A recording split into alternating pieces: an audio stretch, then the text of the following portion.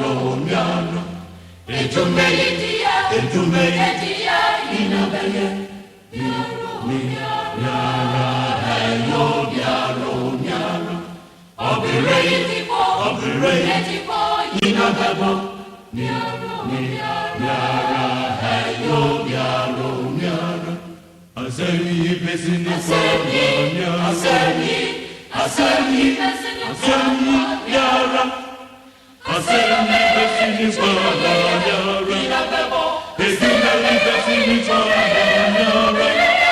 Obere besini miara Hello miaro Asemi besini miara Asemi miara Asemi besini miara Ejume besini miara Obere besini miara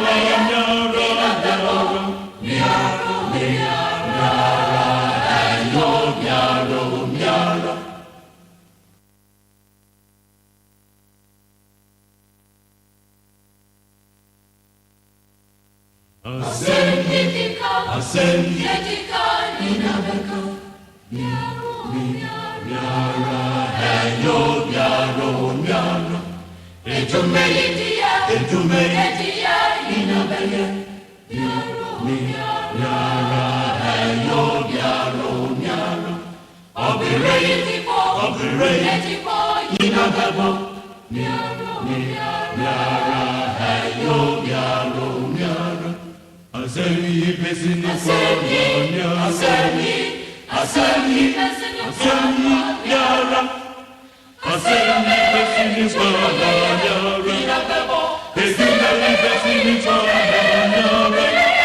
Obere besini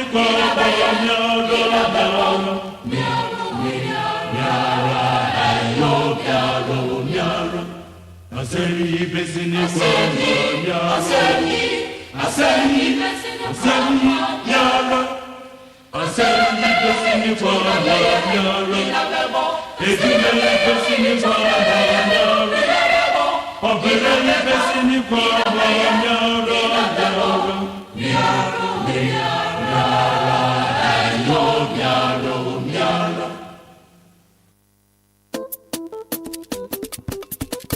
Hey! 100.9 Neat in pajama. Hey! Made I want some in pajama. How many? Anyamaza. Hey! Asasi. Anyamaza. No Yamaza. Asasi Ura into some Namusumu Mina from Armenia. Ghana.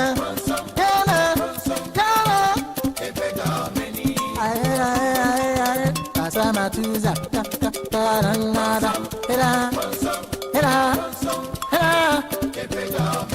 Yankano Power Yenjumum. I have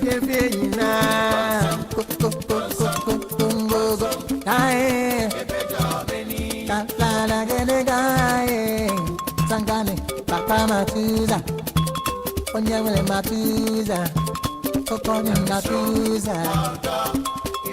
Religious leaders, Sawanya, Honobayo, Neat FM Yenso Bonini Nasi, Yenya Kukume, and go on as a crumb, for up and you for 1 minute, marijuana cocoa for 1 minute. Yenso Bonini Nasi, I didn't call my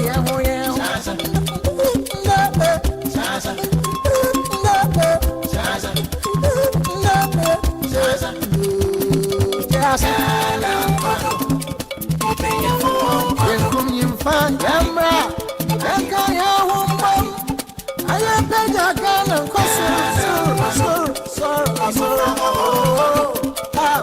Pakasapa, fa odo, fa jumpa, mawunia, mawunia, na wakin bani biara.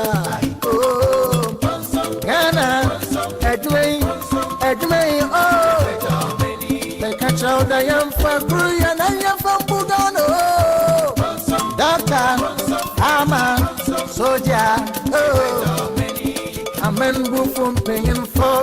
Can I ain't a doing now? I will say, oh, can I be free? I'm in now. And see, man, see, Sunday, I rather once, one missa, police, teacher, oh, what's your energy?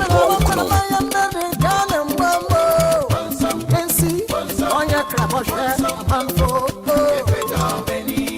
Pampa, your Pampa, your basic, I am more, many. Need FM Ghana and the someday. Lawyers, musicians, a great for I say win the man can. Oh, Papa Sabas, I am more. Ghana, some trying.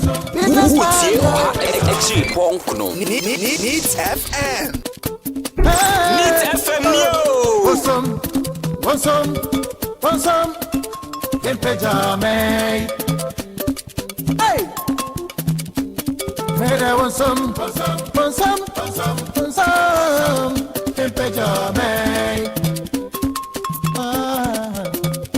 How many?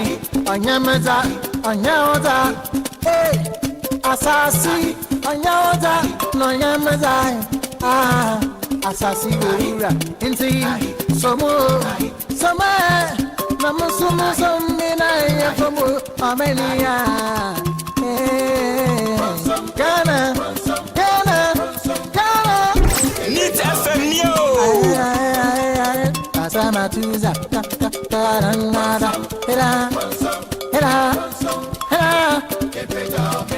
Yankano power, Yenjumum, Nayefina,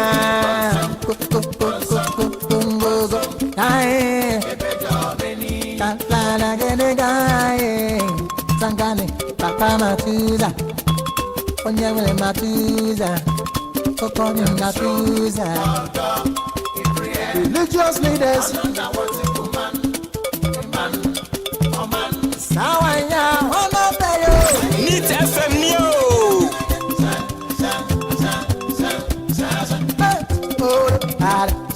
Yen so boni ni nasi, yen kukme kukume,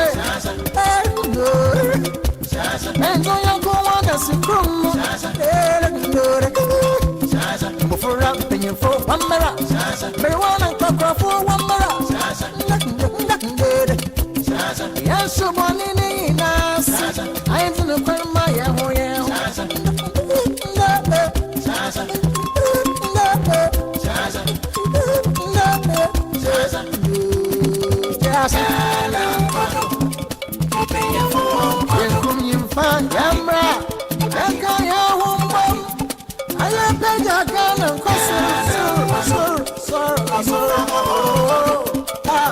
Pakasapa, fa odo, fa jumpa, mawunia, na wakin bani biara.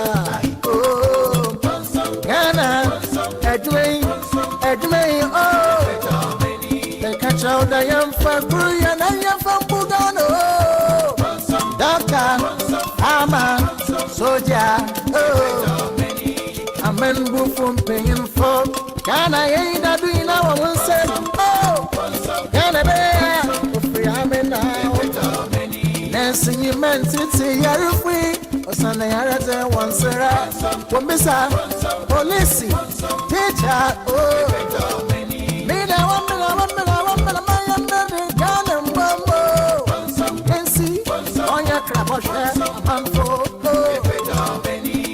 Pampa, your Pampa, your basic, I am Botomo, I am Moa, many, Ghana, you better go, Ghana, and the someday. Lawyers, musicians, a great for, I say, win the man can, oh, Papa basa basa yambo.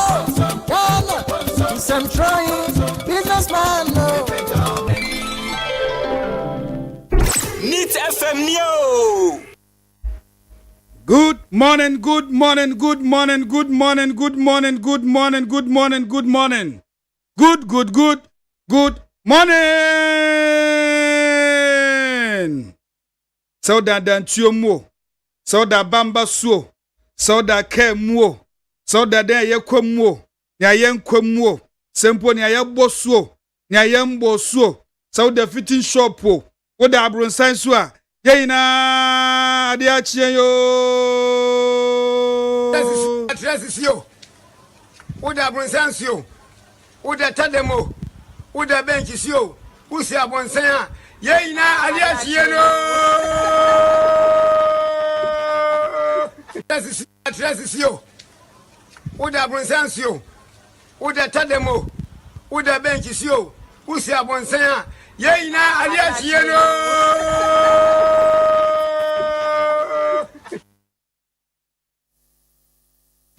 Neat FM Neo. Ampa yenyina ade achi yen.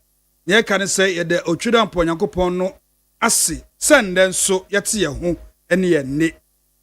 Aha neat 100.9 FM sunie ASEM YIDIKA program ya chihye mimrinda no pa bia ye de sumwo ena wasugwe ye frame OPANIN KWADWO ODAME ADDO na enne eye the 24th day of January. You see, fresh year, fresh month, fresh day. Let's say, and day 24th January, we shall be BBO. What you say, 2026, and you will me.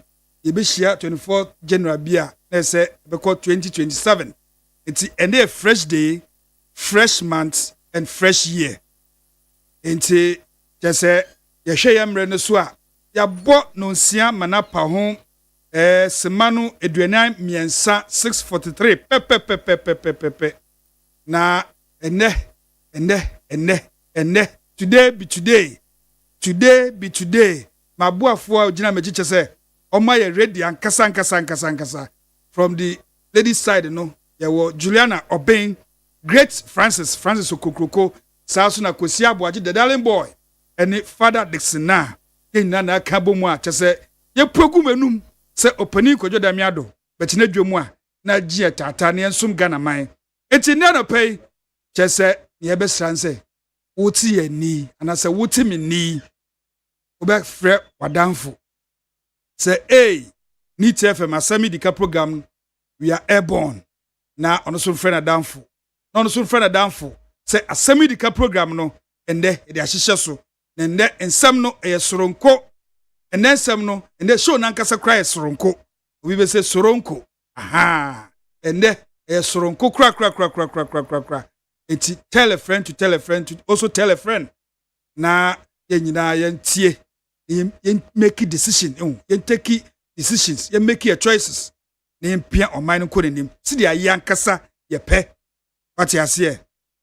Na and then just say motivational poem no ebeba eni free ho a na ye the training issues and so ahihye so na fi the big issue on our table the amount na ehyawobo asemu a ehyawobo mo wankasa obo ayire tan ya mo akonya no na wo hwegu fom na wankasa obo aharaw na efiri ho so a the twato no na guests ye mpeni fo mabefia ha na mo so ye no matenase no modi nkomo na nne no esanse ye soronko nti medi kaka chose ne program no soronko ye de Baumia Dr. Mahmoud Baumia e company ebebefia ha saa so na ye de owura Ken ohini e Japan ono so tese ne camp ni ebebefia ha sampeni fo mienu pe ye de ye se ye hwe the two front runners no omo na ye hwese no mbedi nkomo nne esansa abato no wotwimu ko soro ne betre ye pe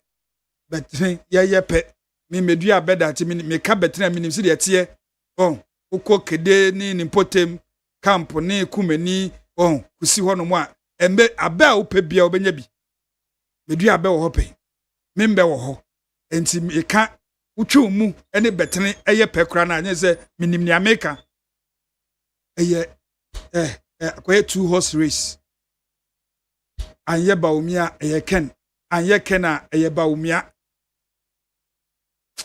miense na aka ne de ye be come asem later meaning say mi ken mi amenamfo mo wo Brian Champo mbetwa amano abia so menamfo mo wo obeje Japan mi ken se kra omo yere mi be papa edutwum ono kasa kra che obekase hey odame una okase say mu fa ncha mi mu miensa ne de in fact a 2 horse race yen face reality yen kan krenche ya ye ho say MPP presidential prime minister on bekono and I say flag bearership prime minister on bekono a 2 horse race anye kena eye baomia anye baomia eye ken surprise bi enfi be bia surprise bi enfi be bia mba obi obewi ni susu de owi ni no hands down what I say enti sampenifo omo ye friend say omo anemusifo na yafa baako efiri ha enti yakoba omye camp na ye wo engineer Peter Entwibu Asiako baba efie ha baba abetenase saso na honorable Benjamin Kofi Aye ono so ewo honorable Kennedy Ohene Japan camp onso baba efie ha enti nde bie wasum na ensem a ombeka wa ha no wankasa we make your choice na answer na no yankasa ye motivational poem a e de be ma wo enti bro ni say why ready a one go I say it is a lesson you should heed. Try again. If at first you don't succeed, try again. Then your courage should appear. For if you persevere, you will conquer. Never fear. Try again. Between you, I say it is a lesson you should heed. Try again. If at first you don't succeed, try again.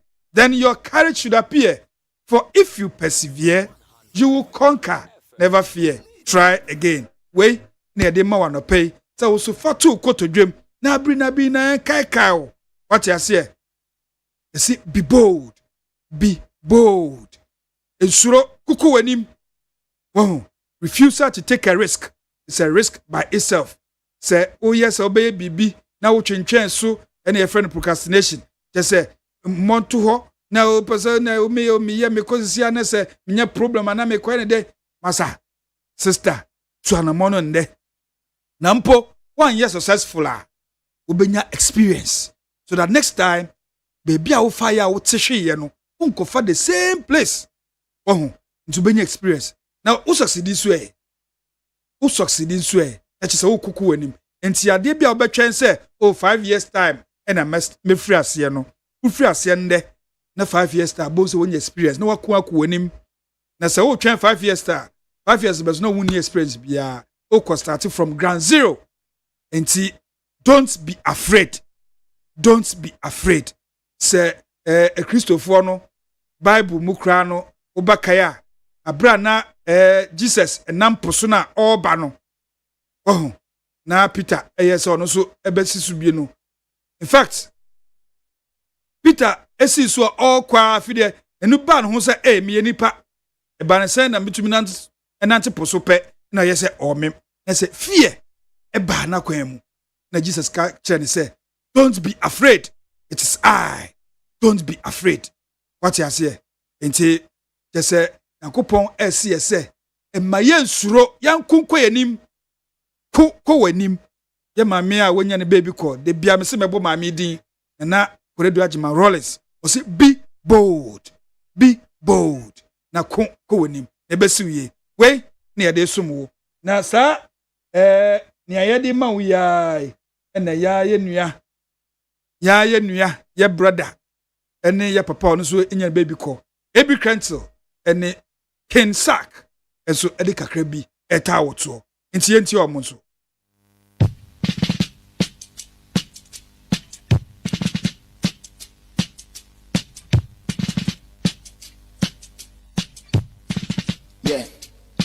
adwendwen bɛn na double so pa ya boss open kwa wunti uni edwuma odi obika tiga na beda ne musempi eni yema bebe ne double ni susu bututu boboto ma empty waton paboa wabo by day what try a year say empty still a mama ne bedidi aje wo kwosre bo hia begu we ne mu ase wakɔ bɔfo akɔhu obinim ɔpambo hɔ gu kumase unya kranka bo benya motie bi mana akɔkɔhwɛ mpo ase ɛha ho ɛgya monko na de hia ontimi ni ate ase bebi abobi gi ne ntuma figu ye hwa na go bi be fine emfa woni ntutu bo ni pebe so na wiase na wo pɛ na bo bae Bosi, Udru, Yaponado Pena Pomanica Sai, Usikini Jones, so can a dime bank crown. I want to, as when the Upian in the Pias can fire.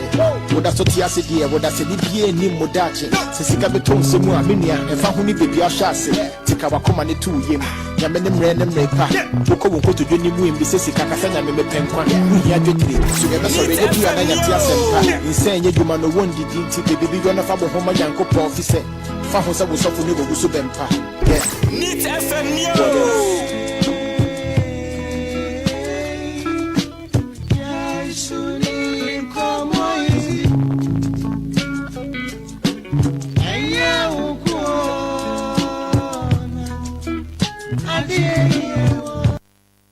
Need FM Yo. Utie oha echi ponkno. Need FM. Utie oha echi ponkno. Yeah. Need FM Yo. Adwendwen bɛn na double so pa ya boss open kwa wunti uni edwuma odi obika tiga na beda ne musempi eni yema bebe ne double ni susu bututu boboto ma empty waton paboa wabo by day what try a year say empty still a mama ne bedidi aje wo kwosre bo hia begu we ne mu ase wakɔ bɔfo akɔhu obinim ɔpambo hɔ gu kumase unya kranka bo benya motie bi mana akɔkɔhwɛ mpo ase ɛha ho ɛgya monko na de hia ontimi ni ate ase bebi abobi gi ne ntuma figu ye hwa na go bi be fine emfa woni ntutu bo ni pebe so na wiase na wo pɛ na bo bae Bosi, Udru, Yaponado Pena Pomanica Sai, Usikini Jones, so can a dime bank crown. I want to, as when the Upian in the Pias can fire. Would I soti as a dear, would I say the Nim Modachi, Sessica Beton Semua Minia, and Fahuni Baby Ashasi, take our command to him. Yamenem random maker, Boko will go to Jenny Wim, Bissessica Casana, me penquan, we had to so never sorry, get the Anaya Sempa, insane, you man, no one did to the baby gonna have a home yanko officer. Fahosa was off for Nubu Subempa. Yeah. What else? Need FM Yo.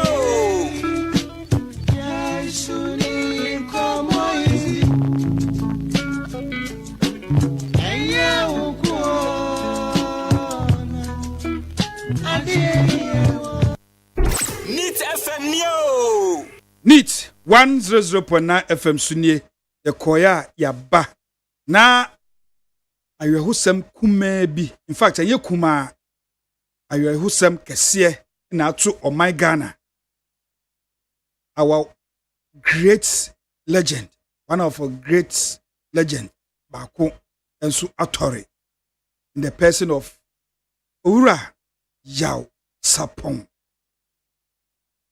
ofaya adane benkum so enti ASEM YIDIKA program I say be pay small tribute bi they say once na enya hwe kura no oposa ne nsem enti ofaya the way na eja wo kwan e de je wo tata na ebi biada be pie mu no achi bi e be hia yakase wofa mo pia waye adwuma waboa Ghana enwum tuo mu onwum no kyese etu Ghana fo bebre fo onwum wo haw ne sen akan ya sama maye papa kyese ebinum ekra enwum ba ko ne se waye ewie saa enwum no waye ewie bebi sade ede nanim waye ewie ewrade waye ewie ofaya anope team ASEM YIDIKA ewo neat 100.9 FM yeso ye tributor ye de ma wo eni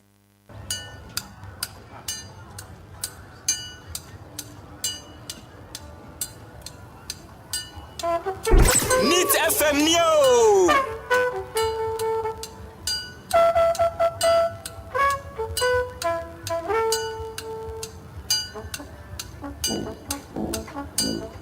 Utie oha echi ponkno.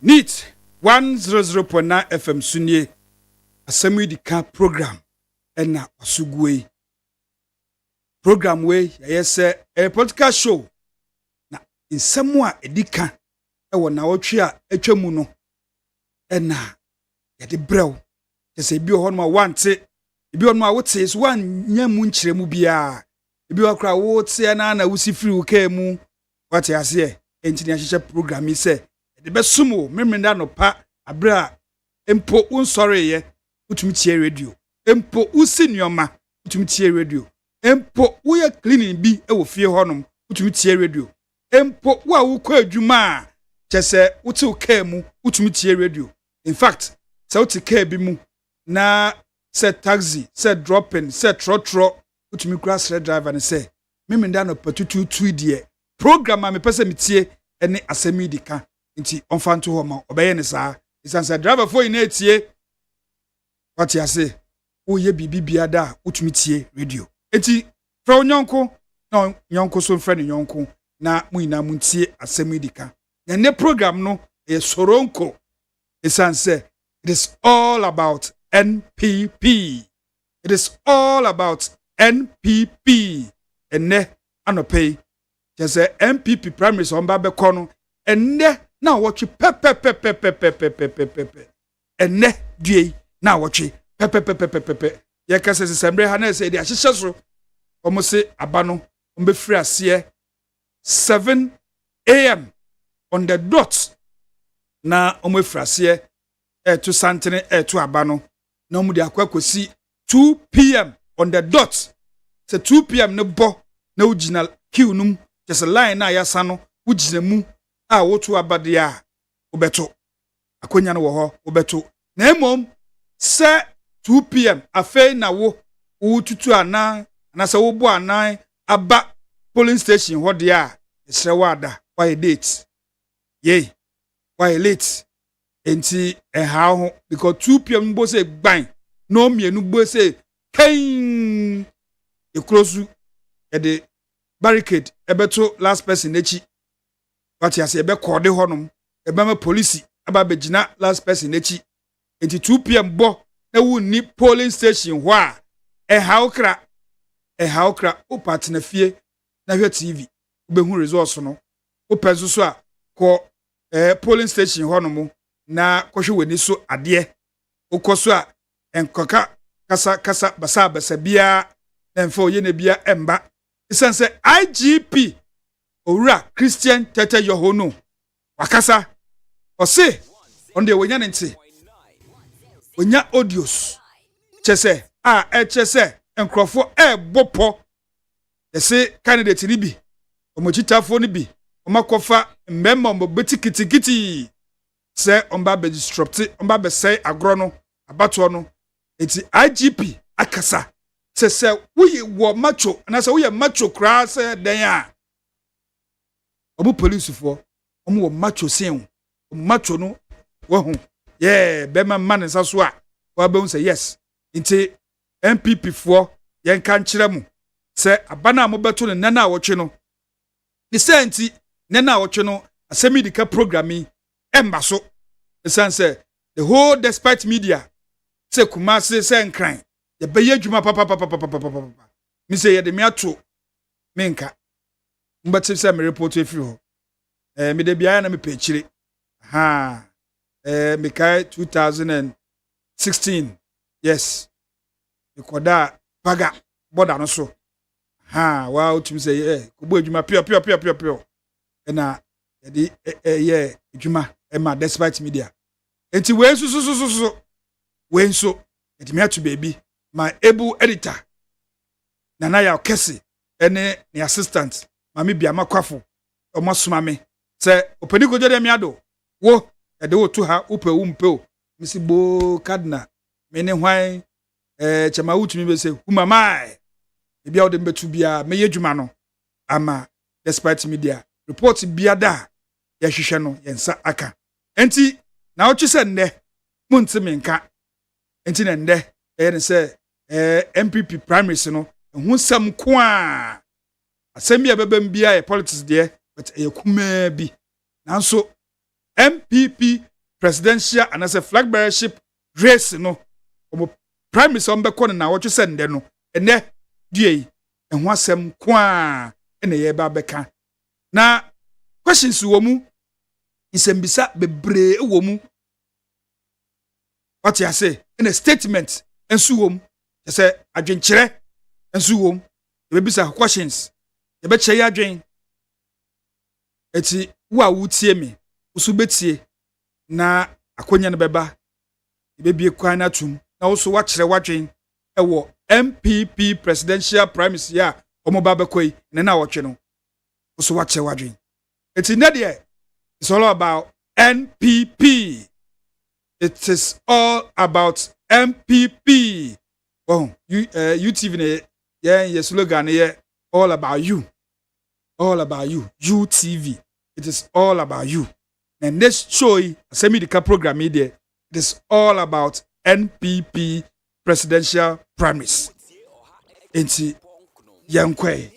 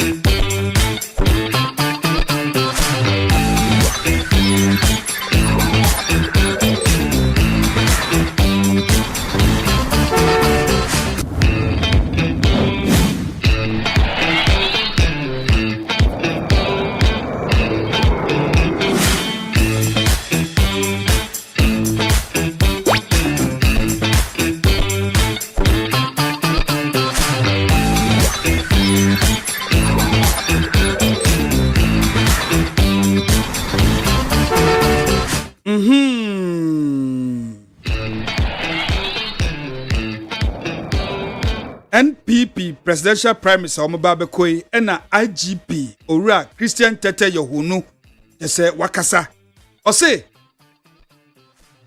polling station biya ebeto abane bi wo ho no obema 70 policemen police personnel na akokọbọ ho ehonum eban police for baako mako eduoson 70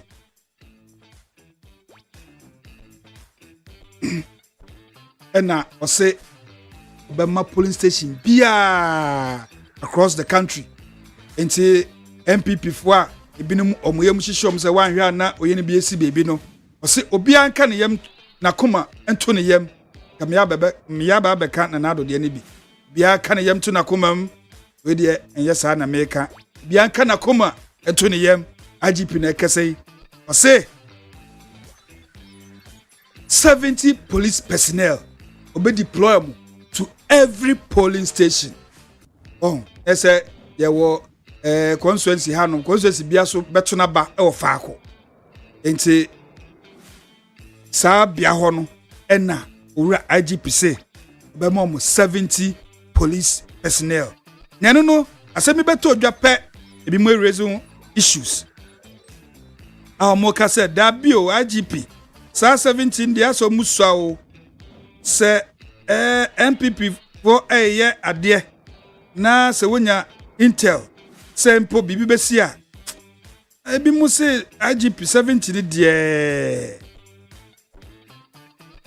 die ase emu ha aka utumi ma every polling station bia 100 impo a esanse akotia by election omu se every polling station more than 100 police personnel in a man ho na IGP say na se we die internal politics within MPP pe mo amunim ho consensus bia so eso de na so mu na mo to ofa akono ene de enye hu nti IGP say be mom 70 strong police personnel ema omamane every polling station MPP primary sia omba bekoi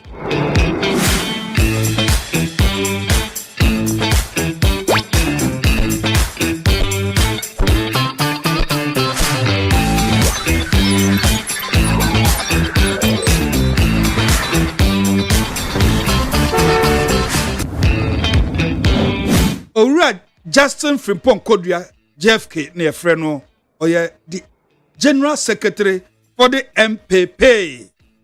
Ose mu aspirants no mu sa nipa numi mu se den wa ukwa obegina se Kenewini no ye ne ho so hia obia ose there's no way you can win 2028 elections. Uhia enkaifo no se ba omi awini ose untumi onkwa untumi ngina se 2028 onkwa obetumi abonto awini ose onabo edutum sara uwini primary ya onkwa untumi engina se menkwa na mewini ntimi nkwa maye menoma untumi wini 2028 ose owura bra champion oso sada untumi wini da se wonya enkaifo na nkambo mu a enye no so owura ko beje Japan se obeye flag bearer of the party na se owura Ken Baumia educhum ene bra champo anta wechi a emfa enti Justin Frimpong Kodua JFK General Secretary of the MPP o say you cannot win 2028 alone enti o eje omu ina se enkabom mon kambom na Uti Makaubia enda baby. We ena General Secretary of the party, New Patriotic Party. Kachre omu biada omu jinano. Say ena ura Justin Frimpong Kodua edituja.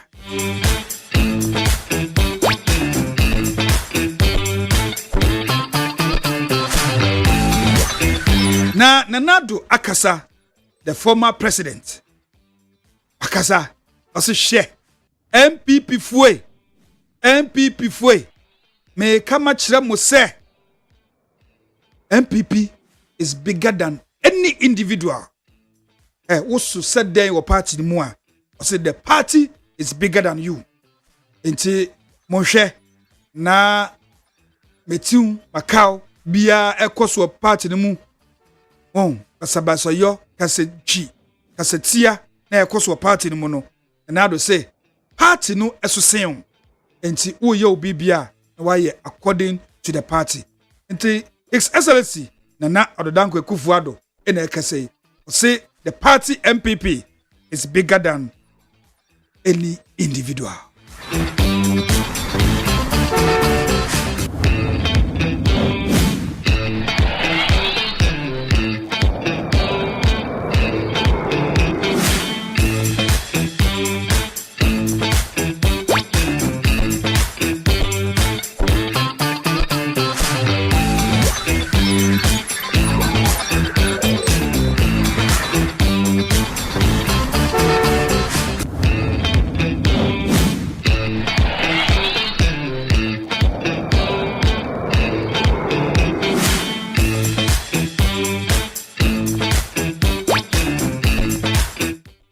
MPP presidential aspirancy ubia airborne to the more thing just say ndra na omu free omu peace pact omu ko sign ko omu free ho no just say campaign omu da hye so no enya asem kuma na before ndra say ombe sign peace pact no in fact Baumia camp omu bu adwuma pop omu bu adwuma na Baumia kopiem ewo Ashanti region okopiem ho no odin sembi ko tu dwa Owura Dr. Mahmoud Baumia say ono dia che say oba Muslims abrina aban no so masen momukọ Hajj no omukọ bompae ewo Mecca omukọ Mecca as a pilgrimage no Muslims omukọ no say ono so oba yan hihye bi ose ode hihye fufuro bi eba Christopher monsoso mubenya mo chefa na abrina Muslims eko Mecca no na Christopher so eko Israel enti Owura Baumia ese Christopher ode hihye bi ba so owini a ode hihye bi eba monso mobeko Israel yentie sidia Owura Dr. Baumia ede ensem no etudwa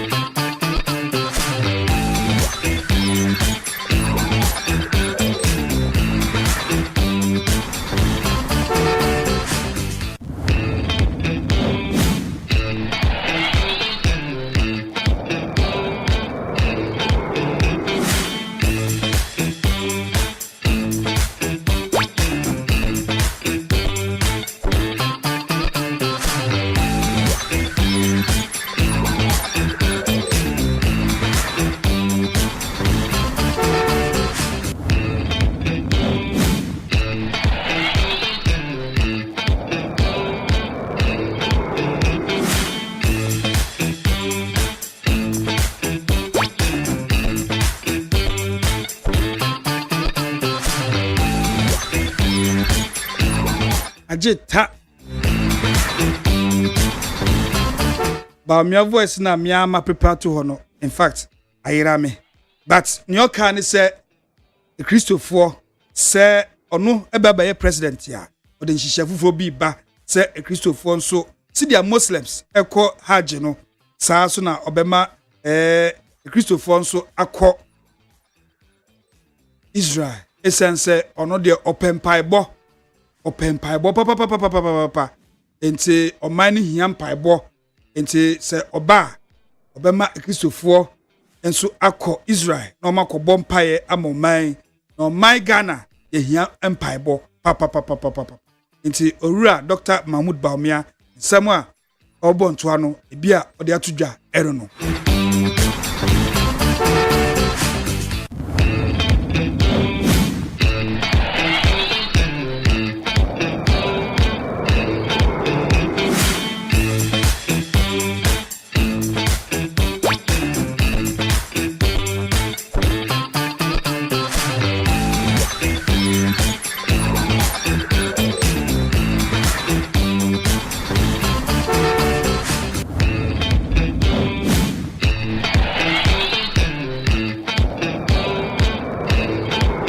na asofofo bi akom ho abom amode omo se Ken the president we need sampenifo omo samo moka yentie bi je se omo so omo bontoa so omo gina mu dindindin emma owura Kennedy Japan se Kennedy Japan MPP for delegate ento aba emma sa pani na is the president Ghana needs yentie sa asofofo yo mo kom ho abom empo omodin omodi ato omo so ne dwuma so a ompese omodi e wo man Ghana yenti om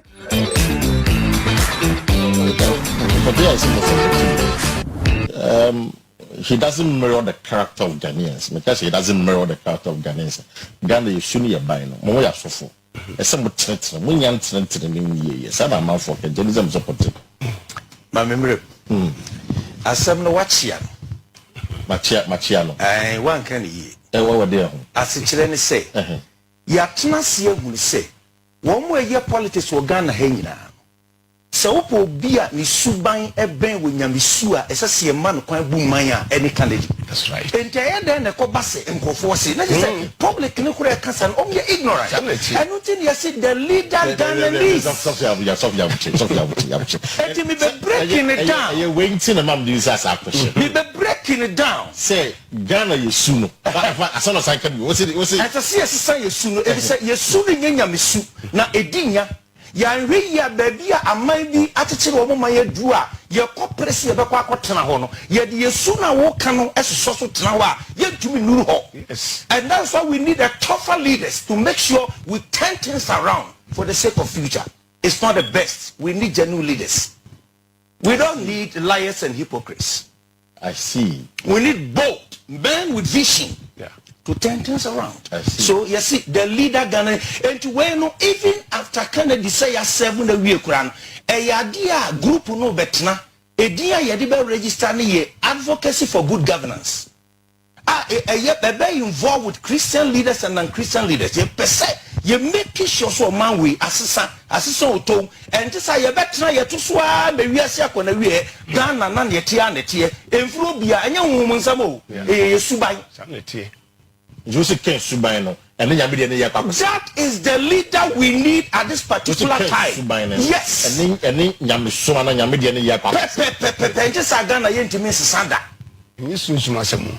Yeah.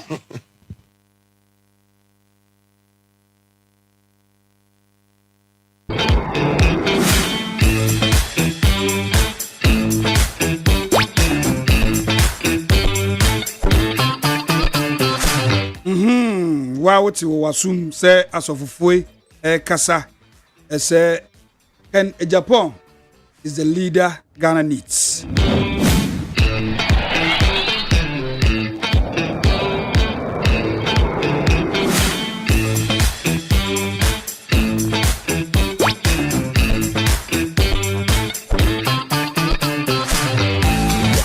Na Dr. Mahmoud Baumia akasa bio the central body there omugina mueni ɛna ɔka bibi sɛ ɔyɛ analysis bi sɛ ebinom ɛsɛ ɔno Dr. Mahmoud Bawumia ɔkɔɔyɛ no wɔntumi anwini 7 regions enti no yɛnyini si nkyɛn na yɛmfa obi foforɔ ɛnkɔ Dr. Mahmoud akasa fa ho yɛntie no sidia osika no ne nsɛm no yɛntie no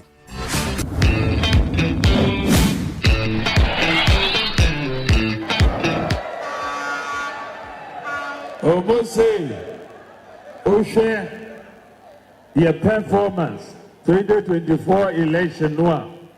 Obe say out of the 16 regions, 7 regions were what MPP yenya 1 seat po amongst the 7 regions. Yenya 1 seat po. Almost we there a BC da ewe a party mo eti. Dr. Bawumia na eba na saa semoti we bi na meti we na meka as we so enye no kore ebi asida na osha President Kufuor baaye 1996 osha regions aye we a 8 regions 1996 yenya seat ba akopo 8 regions Kufuor addo baaye 2012 6 regions yenya seat ba akopo but President Kufuor 8 regions yenya seat no yema no to aso no wankoje tumi no ambre Kufuor addo so 6 regions no wenya seat no yema no to aso no wankoje tumi no ambre Dr. Bawumia 7 regions menya seat a musumu ma me to aso a me nkwaje seat no ambre enti Sa konkonsano yebongo konkonsa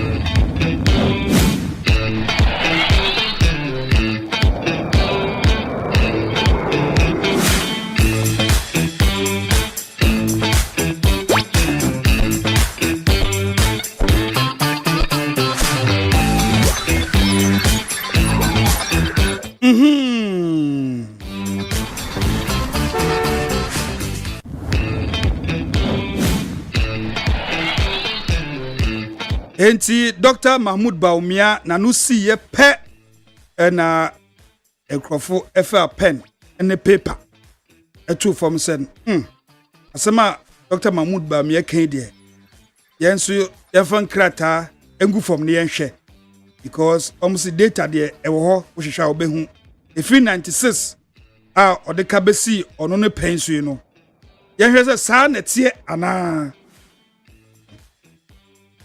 enti omo aye bibi so omo say let's check the records.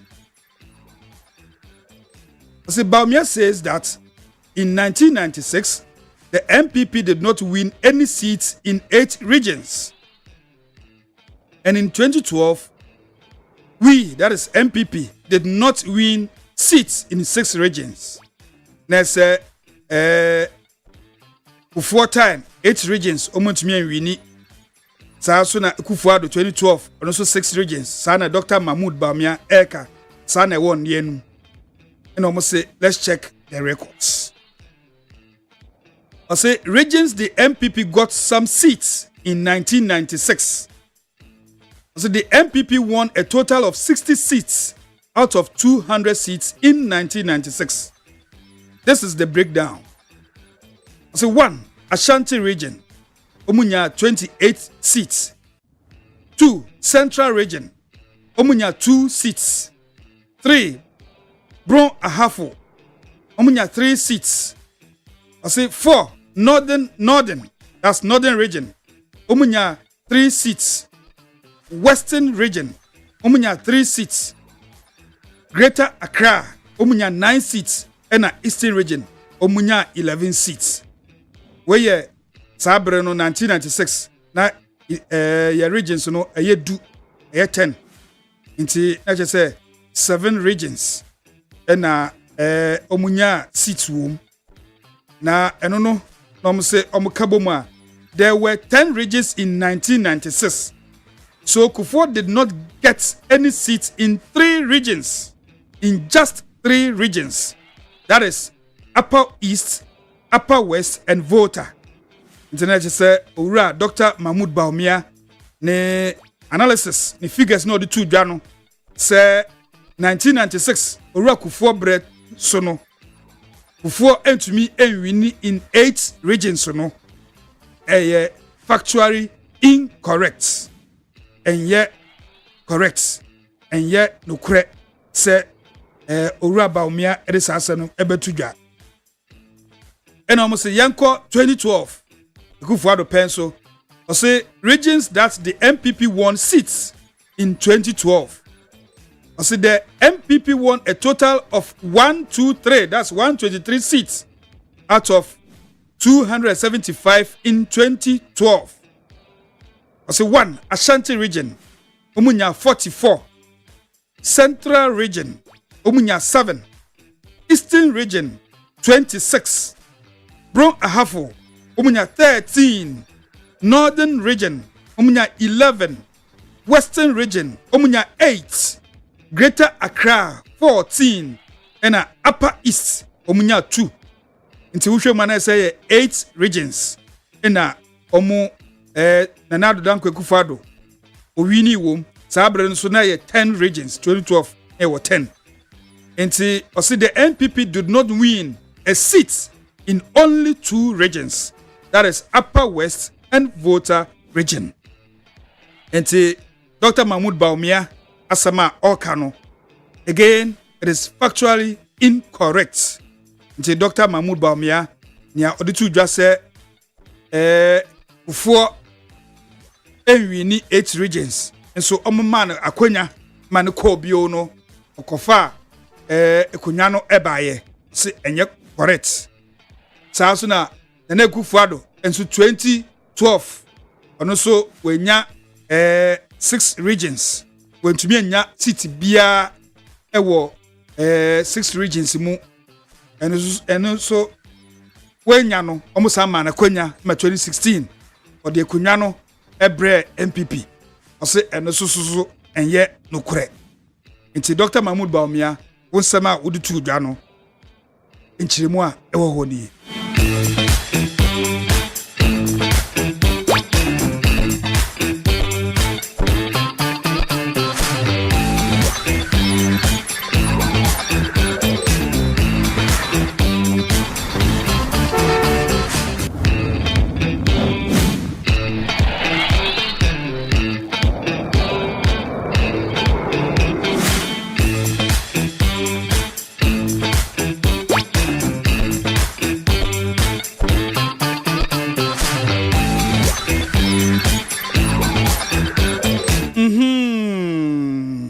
Honorable Kennedy Ohine Japan ena obontoa na okopie mu okumase densem bi etudwa efa se wambo mmodin a MPP party no etumi edi wusi nchen yentie nchemu a Kennedy Ohine Japan ode bae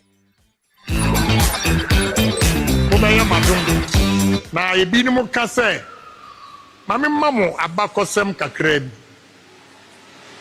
onim obia odi MPP edi anim abrana Rollins ewo ha obi entimi nkasa eye Professor Dubuahin ono your friend culture of silence ono no otimi breaki that time obi entimi nkasa obi esro Rollins Dubuahin ene nya kukuduro estani up to Rollins till 1992 edi Dubuahin koi onu kura no okokuma ye no okoya ni modern mo answer ni no ya mfuna nkobiem obi am peso aka no kura kire wa oduru wa ozio President Kufuor komienu Akufo-Addo komiansa Dubuahin wokosai mesramo enne eni biaba ya ni afi mama mayantoto ensam a enya no kura egu yafem efe me kire ma bokosem nientia President Kufuor ya didn't call second term ni say the first time or the only 4 months between 3 to 4 months and what the year campaign. Now vote to President Kufuor Nyaya within that 4 months, no, and yes and no. Ebesa Adenako. And unti any other President Kufuor as a course second term, oko wini. There is a reason. 4 months our year campaign, the performance, and unti the President Kufuor accord. ABM oh, and Kufuor do comprensa. Kufuor do call first one. On your 49.3%. When Timmy and cross 50 nunti, and a circle second round, and also a pay a time, and a decide here, Emma, Professor Mills, and ya 23,000 votes, and the mayor president. Into a be a person or cultural say, Yansa, my assume a single be more on starting Kabakosam. MOBNTA Kufuor esa court 2012 no what we need and we are a court mamuti decision and was aka so there meaning some we need but some see nyamna me respect court no enti yanko ya hwe Kufuor performance the first time second time enti me didn't call the third time and it's all a big performance now to be lose over 2 million. Na ya sabe ka tira se mo fa ni panenko.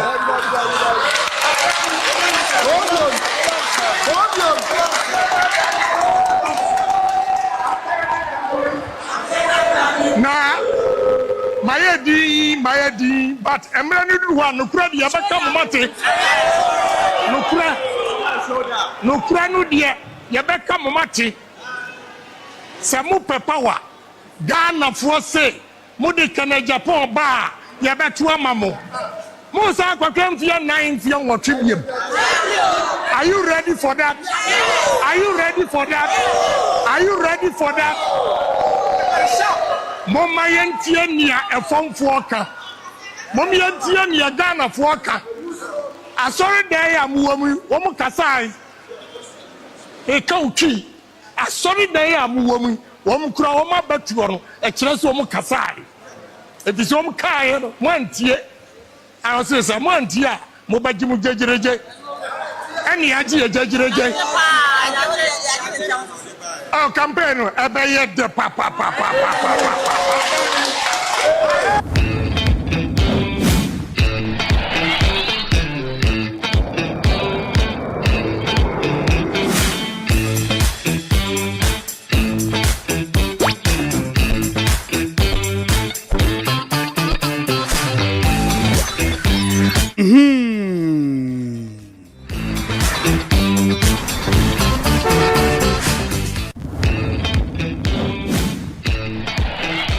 Hi NEET 100.9 FM Sunie ASEM YIDIKA program na egusu a ede somo trending issues na egusu no the frame OPANIN KWADWO ODAME ADDO me na meti adwomu a ye de mai somwo na ene se yaka se MPP omo presidential primaries no mbekọ no ese na ocho se ne omo de ahyehyɛ so enti ne it is all about NPP.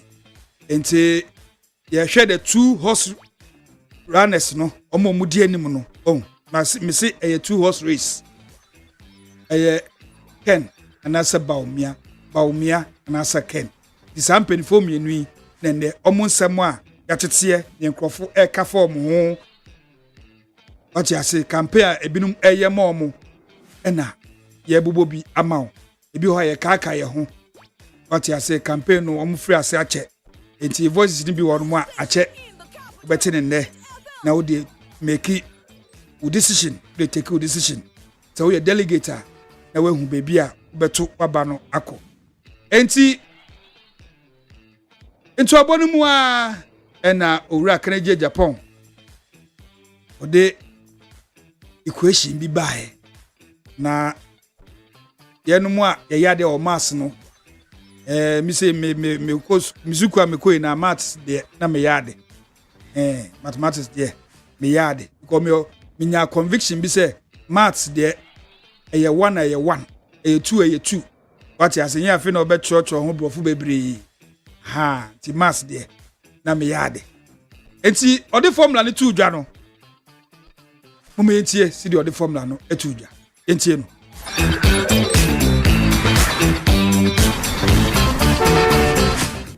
and repeat obia udina kwa election na yemia kase vote for President Akufo-Addo Dija we reduce 2.1 million votes MPP for ya juaba enama dirigenti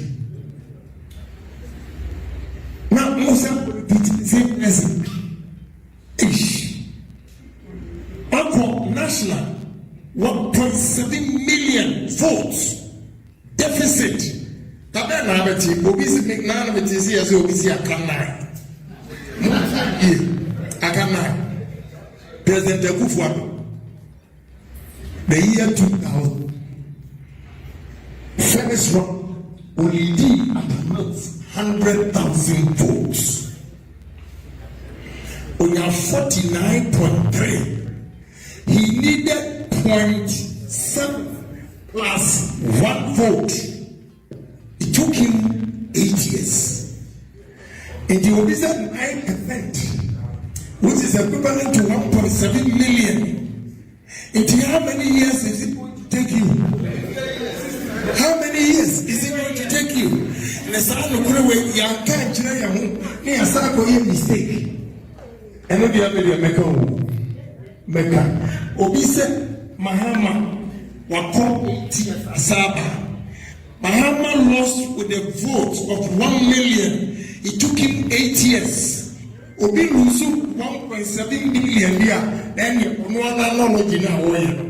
Look, simple. Memanko Mechi. We go on imaginary. If 1 million is equal to 8 years, therefore 1.7 million is equal to what? X. Find X. Find X. Yeah, and you can say Mahama Atiyako Waba after 8 years was out. Okay, good. So if you are using that analogy, Mahama or the 1 million votes deficit and a continent. And what the 8 years and into only 1.7 million votes deficit. I have years not that it. And Montua Monam near Kachra Monfa in the Japan, Mama, will be saying got to 16 years. Messram. We need.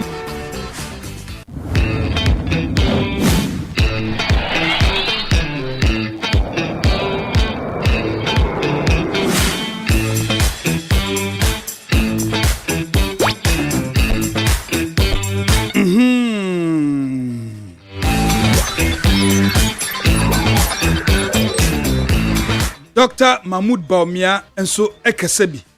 Ose me media minidi atem.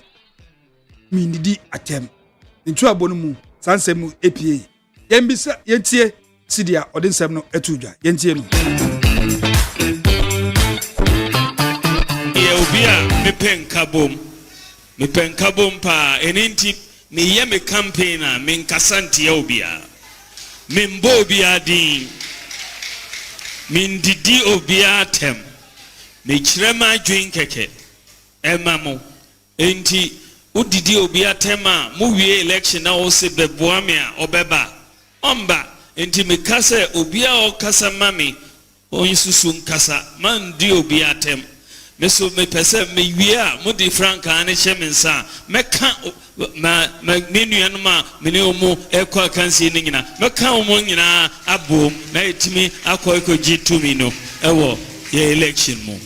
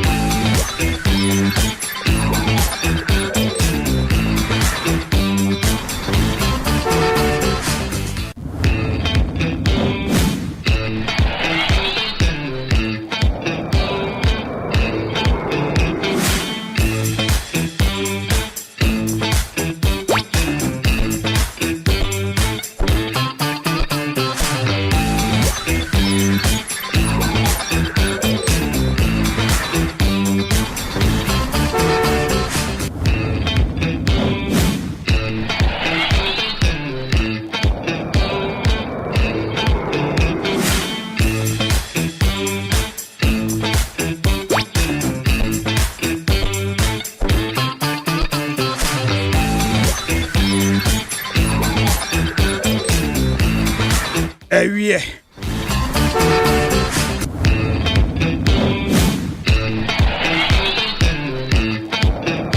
ejusu MP just a MP menka amanfo yaw ebusuafo yaw John Kuma etoriye no obegine mu ewini constituency no edema MPP no papai enso akasa no no de owo Ken camp yentie ni sembia odo atudwa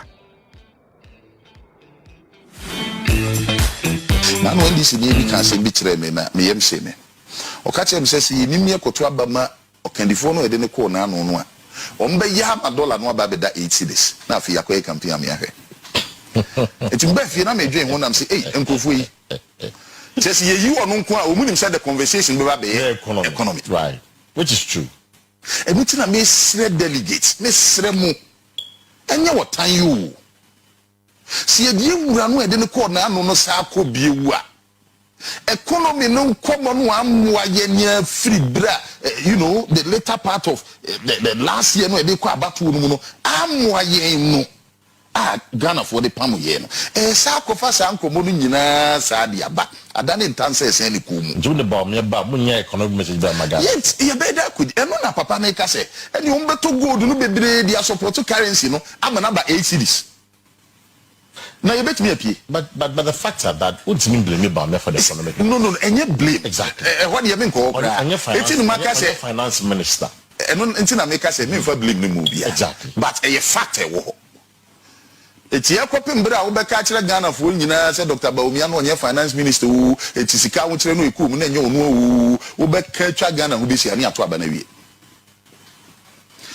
wo be nante ebe wose no a separate no from the finance rule no ho no ni ato aba na wie wo nim se ye to aba ma Dr. Mahmoud Baumia wi asema wo can we try to do it. You who says she can say common year problem my no. You try see a tin free aban no. Okay. Anyi. In fact, my yako offended ye mampeni ne wotifi. Because he felt say what's going on? As will be a episode say I say me buru me na me bo adapa and I said ye because all that we're trying to say is hey papa no kra wo ka bia no omuntie o papa no kra no okọ cabinet ya bi obeka kra no omuntie in fact he levy kra no o ka say enye enso kan man penini na pamfo enti wo yes e de na wo ye you are offending leader no we dey wo be vice president so in defending about me you offending no not in defending say ye kwa poka say defending about na wo ka bi enso wo kan na man penini no na pamfo ntia say be me na me man penini a metifia me ni beje two guys say president Nanado beka say ye ni ayase ase ye di sankomo ye hwiye because abato na ye kwa ye do no record and ye kwa koton ye. But we had no choice because I was here try near Dr. Baumia free abino. Said ye be ya sikasemon tansano. You bet me I'm washing from it. And the man you could be mate in a truck driver whom come any idea. Do the big cry your small woman organizer man in fact in the meeting now 11 no course no papa no cry am freno and now no cry you can cry yenti all to isolate to insulate him from no Ghana for no omoto ya na so manto minu apaka 2024 abano omo kire ye said there be yentimi ntinu free abano. In fact the liability of the government has been saddled on the leadership of the party, which is the president and the vice. In January yesa koto abani ansesa yensa no a yesa koto ma mi wura no a mepena asem no a mepena asem penasem yes e bia mentuma ba ma no nti me do no papa ye dise no no na emum yes akotuma no a emfie miense edi yanim no na cheso wo ba sikasem nkomo no ontimi criticize aban no wo hu because the ever be ni say dollar no bebi eda no bebi a wu ja no na ba fom enti wo kokase mo mfa me mra na me ba be ba fom mo and I said the ability to convince no if it's a meso na me koton no ti se me koton no nem na bread ya ade na men kan say delegate this is here say adwuma da ye nim no ye be bread do ye minimum na ekoye adwuma no delegates ye nyina na ye be kwakoton nipa no it is ye kon ntini be pija bebredi a na ye tu ye ho fo sisi a ne be ye dia ade na ye twen ya na kwakoto fidie no ye wia ya san ye ho akere ye I see. Sikasem hu nkomo no. See enya the new face or the new conversation ba. Ebe kwa the conversation of the old. Ti esa be asa be tine flaban no. Ye be asa isolate from Nana Akufo-Addo as I created disaffection. Adeni emfa nipa fofora ono no de a new conversation which is industrialization, job creation, fixing your economy no through industrialization. Paka mamenka asem chiro.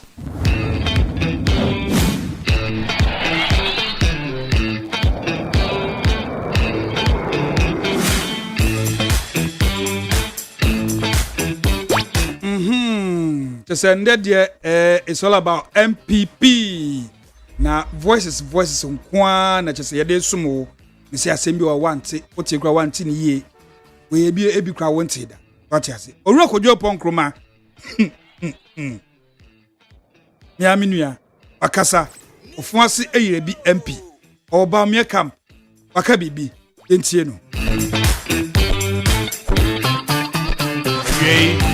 many aje papa esan se mehu party mpanimfo bebre a enkatete no anka ehia se ya enkomo mbabi ana meboa me constituency ankasa mehu former vice chairman for ne former deputy women organizer for ne mpanimfo bebre former regional secretary anka ye constitution dada ne de ye adwuma enka omo mahabi munu yakuma amigina monim ha sei enche bia na party ka say yebeko conference ewo Legon na yakohwe nsakraye kakra wo constitution ni mu enti ekuwa party ni na yeteye nipa beyenso a party ni teye no munu yakuma na meka ho bi yechi ko Ghana constituencies be 276 any party mpanimfo di nkomo se nsakraye be ne yenye wo constitution ni mu nsakraye ba ko na ya yenti a wo aba ye ba betu wo kan bi wo ochina unye executive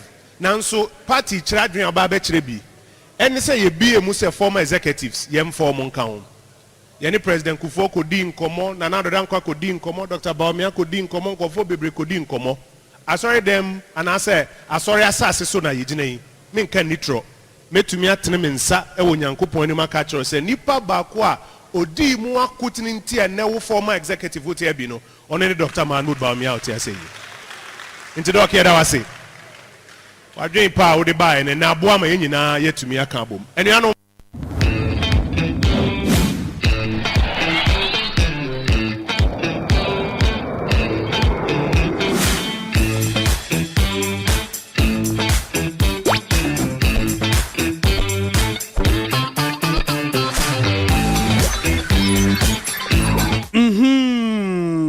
Missing there voices near the piano.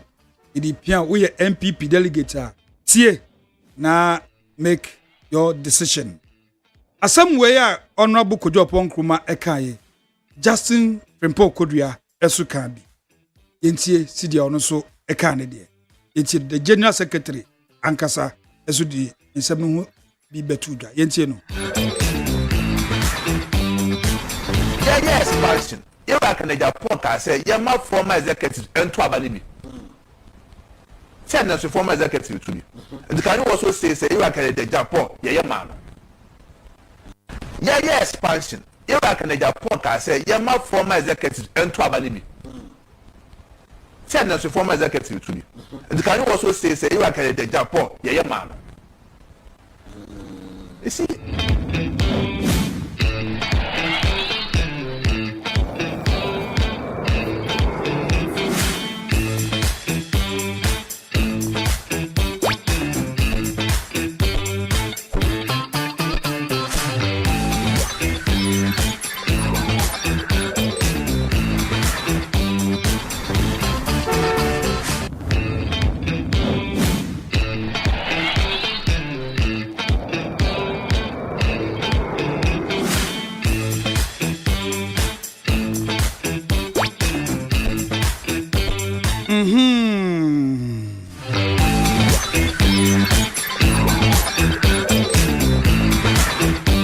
Ento aboy mu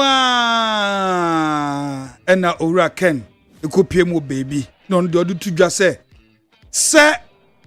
ye bebobo aba ana se yebetu aba ya kenkan ye bebobɔ ye wie ye pa de so no ne the presidential candidate consider defeat until the last votes or the last ballots is counted. Yentie no. Me the way I see do MPP enya dia meye bibia de tia MPP. They charge me treason because of MPP. I will never do anything to destroy MPP. Now omo eba ha nyina 1992 ebe pim sad. When was say body and soul odi ni sika na ho den ni nim die aboa MPP party e che make Canada Japan. Na me kura ni wi a na makọ akọsẹ no ana. Ye party ni timisremo obi obeba bia wantini anka adwuma ho asem na obeka Canada Japan onye presidential material onye say no, let me tell you, we need bold men. Ehia kukudrofo NDC for etutura asem no wanya obi anani edin na wantini anko face NDC for ye besa opposition. The message munya kukudrofo until say you better the last constituency. Say me a presidential candidate. I will never accept defeat. I will never accept defeat until the electoral commission comes out to declare. I will not. I will never accept defeat. Ekuna ye kono ehia bema a wo mu beta yachi enye sa wo de ye boy ya na mu dimirika ni mo adwane no makosi segu no enye sa am ye election in Africa to vote for a bold man ebiem last one me go transi obi ba wo say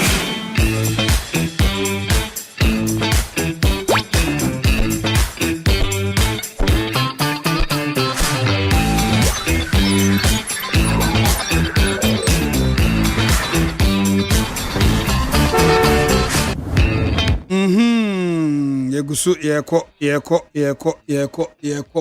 yeko. Dr. Mahmoud Baumia say mamumfa obi hu etan obi atem ne di odidi amumfa nto abentia no yentie ono so campaign na odi gu fom yentie no de wo hono se me pese mu nyina mu hu se eye me na me wo ballot no so enye obi a enti ebia obi aye hu hi owo me campaign no mamma ne hu hi embetare me ne o ye ni asem o me ne mo ye ni asem me ne o ye ni asem kra enye sa mamma obi problem embetare me de me ne o ye ni atem otuma me a me ba we boa o me ba enti me pamocho mamma obi asem embetare me say my brother wati tamo mami vote no me ne mo ye ni asem kra me da mo ase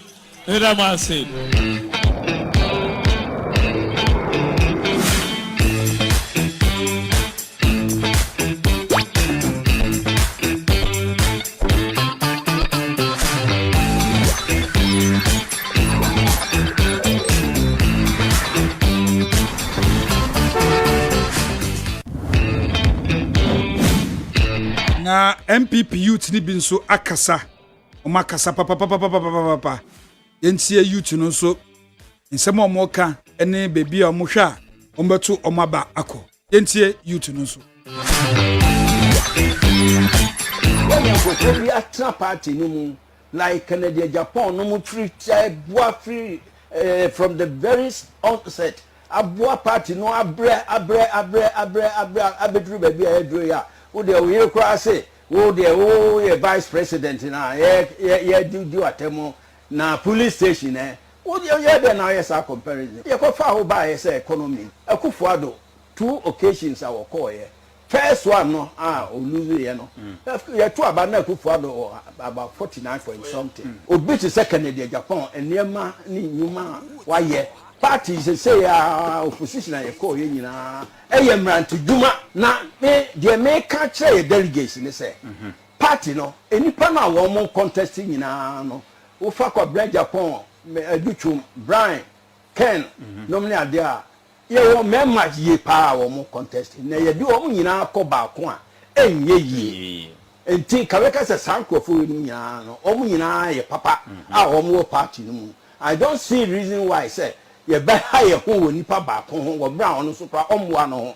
And you might am ranting and na sani pay am abom din eh.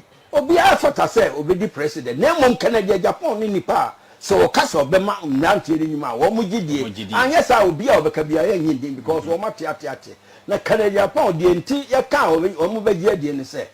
Ono omeye o president ya onyanye ye onye ranimate onye bibia hwe enipa wa employ wo mu hwedwuma owo na mamo me mfesika na adamu ye party no baabi a aircon no ebegu ma fe de obi kura ma wo no obi di sky ma enti mo me ento aba ne efa nyi party ni so na ye ne aso ye daache ene ye ma na mete me di mfie bebre me di 80 years say obi kale Japan me di na chi it is because some for obi ase ono ne emfa no me power na o ye political party na say nye power na o pedia ene na wa nye pra na enti me di Canada Japan achi am kura o ntimi kan chem say me am akwa o ye bi minister de me nyina dure mi so nko adwuma no pa ne ye ntimmanti na ye nchimba ena party no so me pe wo makoma mu ye nti ya ha me how sa na tie enti me seven delegates ena me nemo e pamchew delegates mu fa kwa adwendwene mu na Canada Japan ayete ya yebu ni din order number 1 yeah muna mo koto aba otu ahene ene osi ahene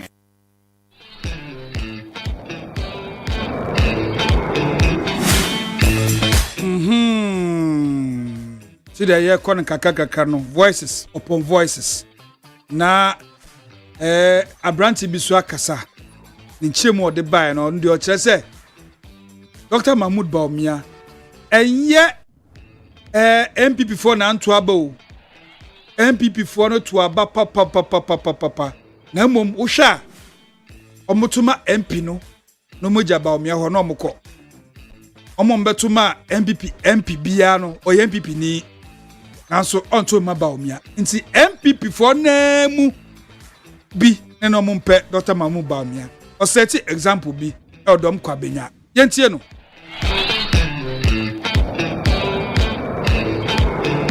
asiremu wono kusasi ne mamprusi no ene last aha doctor pa sa I'm telling you doctor nyaso onyima de but circumstances binti doctor ntimi meye president of Ghana da me malam na America ntimi meye president opa munni agona mo va doctor ni mo partner ni 1000 times obewe me do nyankopon me kan pay wo ha hwe ayi mukrom ha ba bi adwo asafo firi no je fra won say dome kwablenya Nanado kwa abato zo 2020 no wanya 78,467 votes are na dunya no represent over 60%.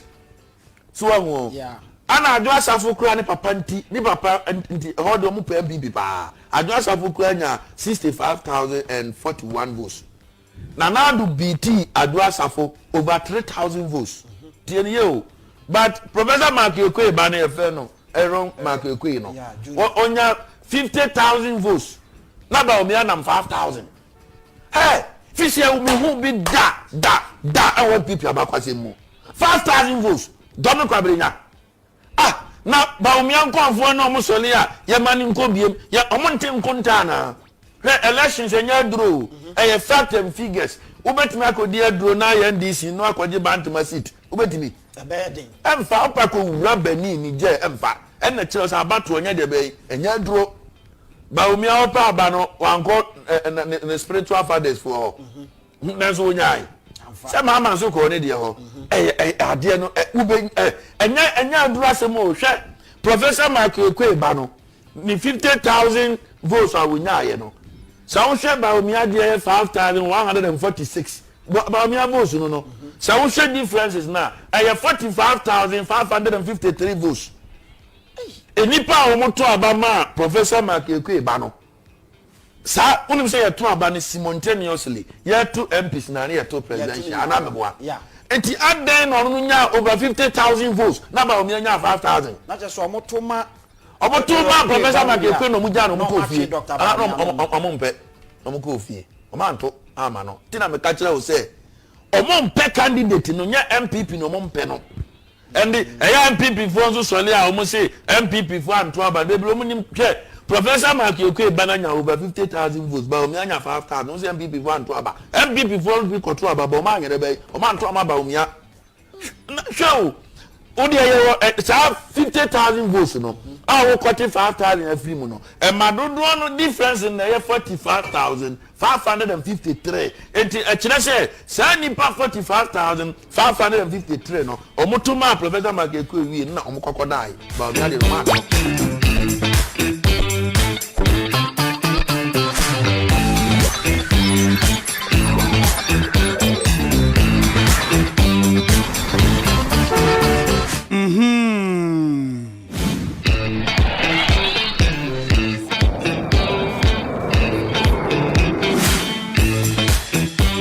Owura Kennedy Japan akasa na ninsamo ana oka no ose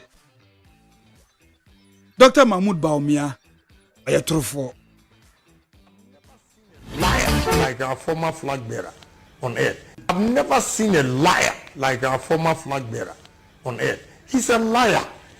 Said Edubuahin one contested him because not oya. This man is a liar. Today I tell you he's a liar. You shouldn't vote for a liar. A man who is lying to have power. Wow. Won't hear the history. Edubuahin occurred 1992 and we winning. And occurred general election and we lose. 1996 the former black flag bearer Ejine Kumasi Kasena Edubuahin Yare. Kufuor contested Edubuahin in 1996 and Kufuor BT Edubuahin. Edibaye flag bearer. He was fighting to go on the post and they did not agree. And we contested. I will pay power. Obi abedi o mining now to be detro a distorto history say mesra mamon to abama go munuam obi amaneni claim so a liar what the bar we a liar and the people are not going to vote for him. He's not a trustworthy person. When I heard him yesterday saying that, I said, what, a presidential candidate who wants people to vote for him will look eyeball to eyeball and lie. He's a big liar. Men na makachira bonde. We a liar. So tumiko jina say na Edubuahin yare. Wow. Timesram Edubuahin was contested by Kufuor. And Kufuor BT no. Edibeye munko check history. Ndi mama omu metutu nyoma second chance. Many have told me I am more popular than him in this country. I'm telling you today, me am more popular than him. Who knows him? The only people, those who know him as a liar. And he continues to lie. That is why we lost. When to me economy who wants somebody digital, am I lose you? And you people that I'm talking to know why you didn't vote for him because of the tribal conflict. The tribal conflict. And we lost the 5 northern regions. And his lie said, oh no, when you have the highest vote.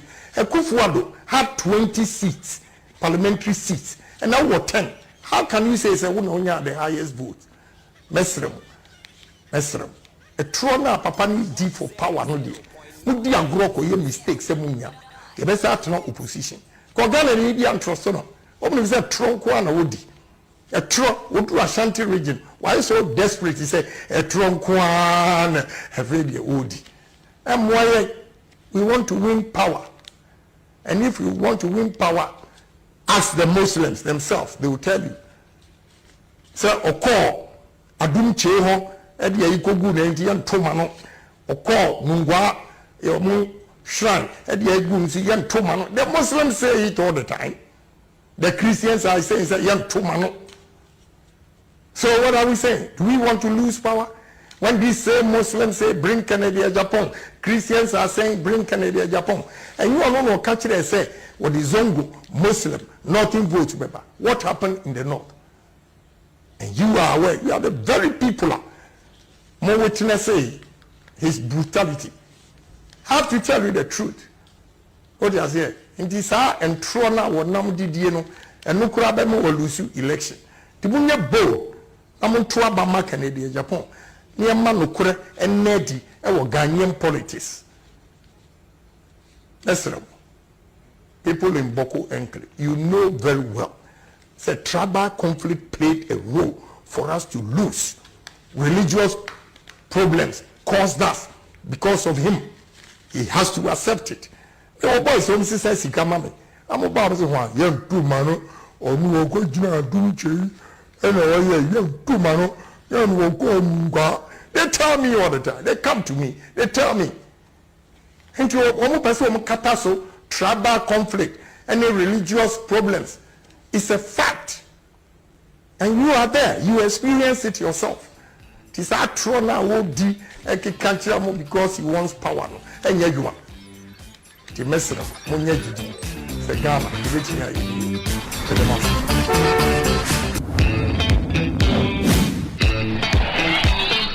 Hey, Ora Koka.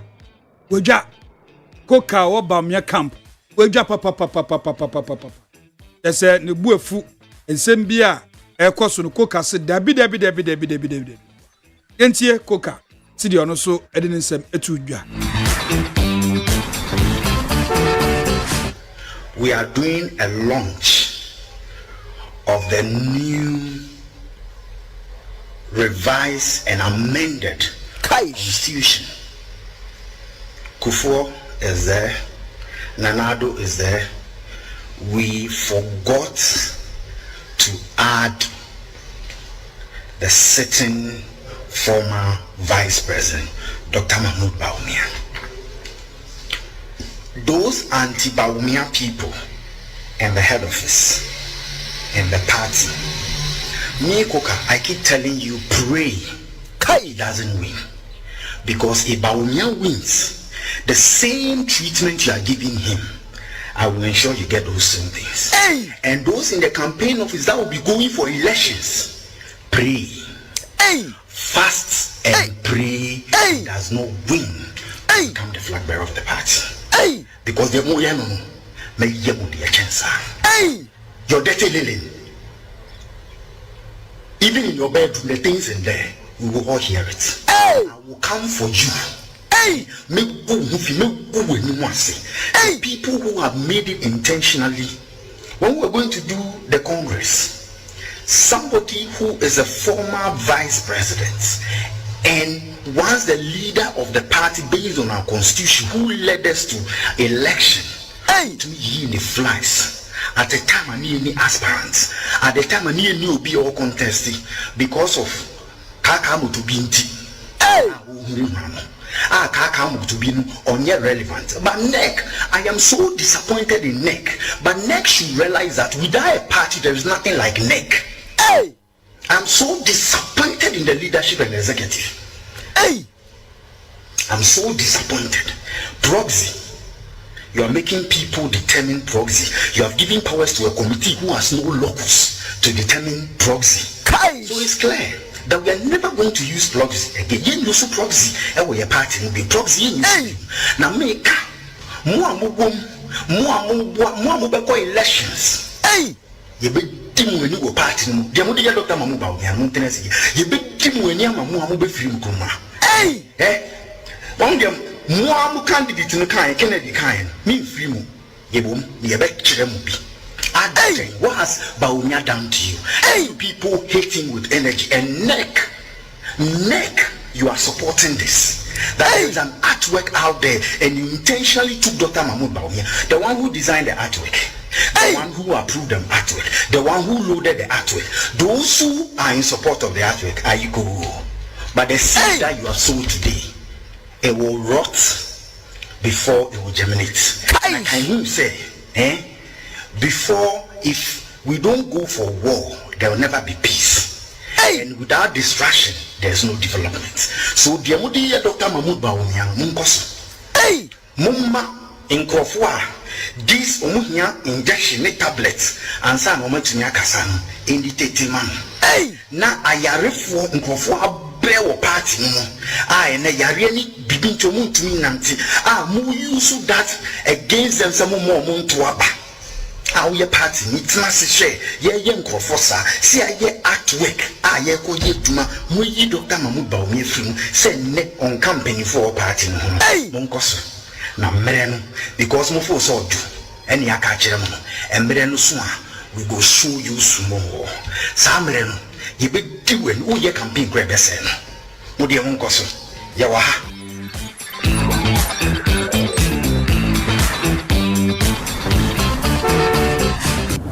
ewie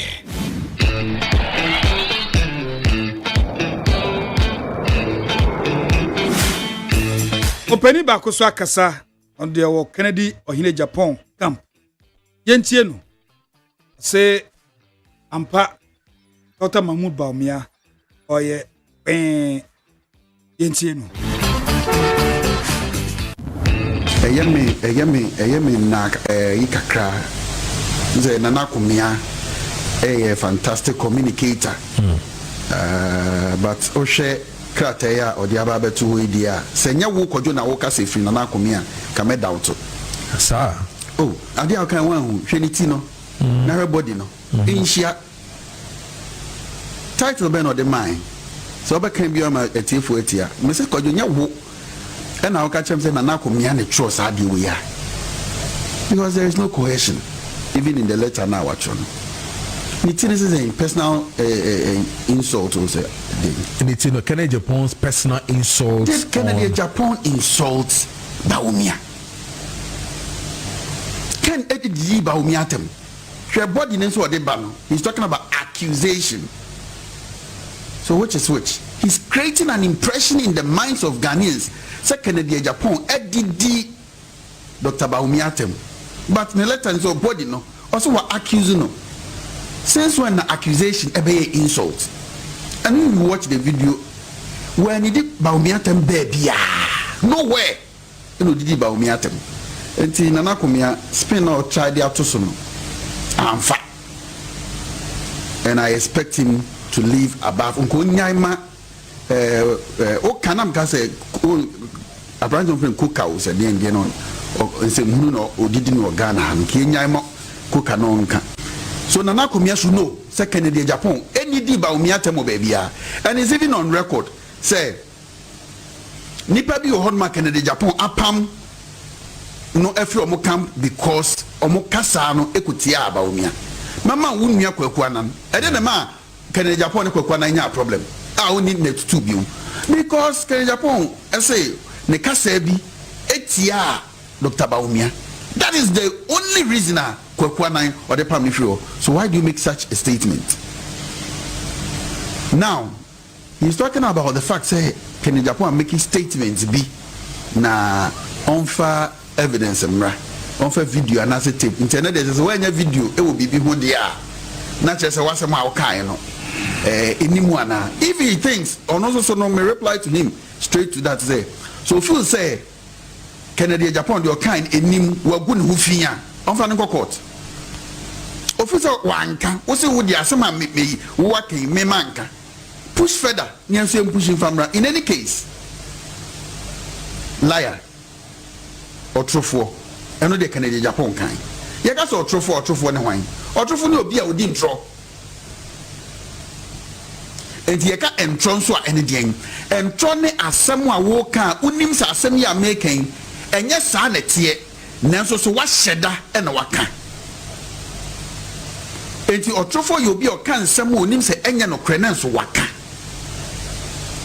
and wa cite one example na kwadwo nso me cite bi ama wo enti sa no aka chem bisana na akomia se enye no kre se abri bi a etwa mu Dr. Bawumia eko Peace FM ɛne unua Kwame Sefakan chairman general ekohyiai ama ɔka chairman general say MPP ba aban mu no na ɔno ye friend say NDC aban a atwa mu John Mahama aban ba dedikan no any company be assign contracts for mobile money interoperability me crowd na say na me cast was $1.3 billion me crowd cast Ghana cedis and nwumre and one of the campaign strong tower in the campaign the former defense minister what is his name Nitiwu yeah Nitiwu by unia good evening Ghana for the much program so my figure you say $1.4 billion and about me say Mahama administration no assign for mobile money interoperability say be ya who telecell or Vodafone obet ya send money akọ MTN so send am away na mom Dr. Mahmoud Bawumia say ono ne baye no obenya ne far lower a price enra na me sa ti figure ni ye bion e free niti wo o se onya no $4.5 million na just say sika NDC for the goods so Dr. Bawumia ada Roma yetimi nya ne back no eye over almost $1.3 something billion nti am yensema no ene e boy yensema no ye start elections yi campaign ya ekoso yi Dr. Honorable Kennedy Japan show say ono de enwuma na even in his personal capacity wa employ nipa over 7,000 no but Bawumia eba out say ono so enwuma oye ene ne ideas o de baaye ama mobile money yetimi etimi fa nipa be 800,000 e ma omodwuma na ye ne idea ene ono de mobile money interoperability e baaye eti ade a John Mahama abamu omu ni assign ho contract obato ye no eye den ne bedane wo idea out the buy kojo we no kwasem ana ye trosem ni bisaw ba me mpa no yi wo onu anu asemu nana komia opetape na e de be ma no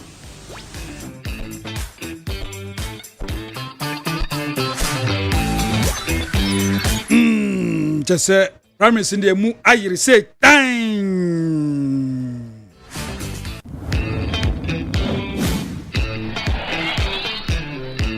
na no nenam soa na nra MPP foi omukohie mu se omukosan peace pact just say abana omukwa kwoto no asumdwe bia na omobese ombehwehwe no se omunya nti we aspirant utumi embe ye ukutukutu bia se na we ya sentiment jintu na wan muso bia beji atum nti yensan se asumdwa ye hwehwe no ye nyina ye beboa e ma asumdwe no aba na amukodu ho no BBC ye ne se Honorable Kennedy Akomprekwe Japan na si bibi entene de nti obise mu wo ho emene so be ye ensem jompo aba me camp no cry so mo di tudwa say Kennedy didn't want to sign the peace pact. Now Opa said there was some errors no so dabi miracles but to just dabi there was no error peace pact document no enti ma Honorable Kennedy Japan enka say bi say na error bi wo na sian said na on person be sign na no na Kennedy Japan ankasa nso akasa etie no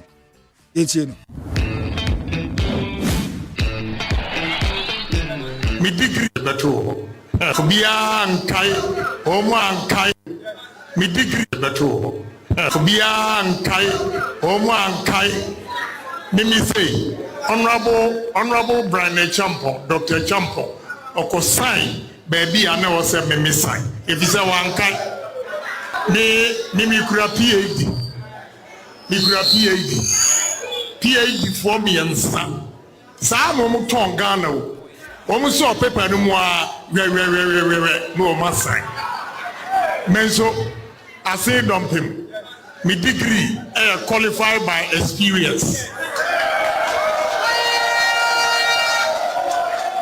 edi already document in mamia and I'm starting say me ready me do number 2 asema o kan say obi ansan say party no senior election ni be ko bia no CSC o elsa wujitu na mse ehene na ehunu bi penti na no iya ma obi 100% eho minya 92 ntumuru minya 104 ya ma me 14 bungurugu ya ma me 0 enso nipa mienu bedi adanse ase omotoma we nyine si was the document ya betumani mi say mensan ese mensan listen, if you don't correct any of my beer, a court you are making a Japan, your main sign, not a cratchy for a sign.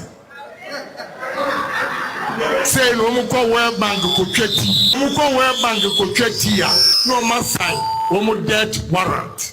Yeah, me can't from.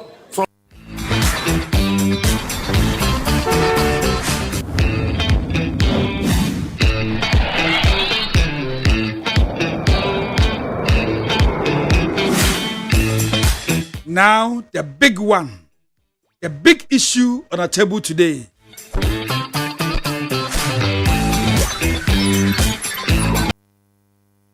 Enti ene anope ye bisa se Dr. Mahmoud Bawumia will campaign message any saying.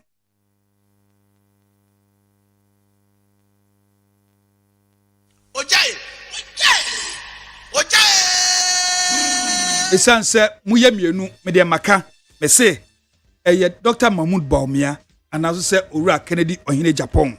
Sam nipa mienu wonu mu na party no delegates no about 211,911 delegates na beto aba no 211,911 delegates no beto aba no eyedin anye kena ebe Bawumia enti ye bisa se mo campaign message then na mu gina so say delegate ento aba mamu ana so say eye MPP na mpese mu di anim na mum enye se baba wini the national elections esan se Owura Kennedy Japan de betumi akase onami na nasmo kan say jobs for the youth jobs. Dr. Mahmoud Bawumia yente nya opesa oka ana nya oka ne se udi Christopher ebe ko meka no eno na ye o campaign message ana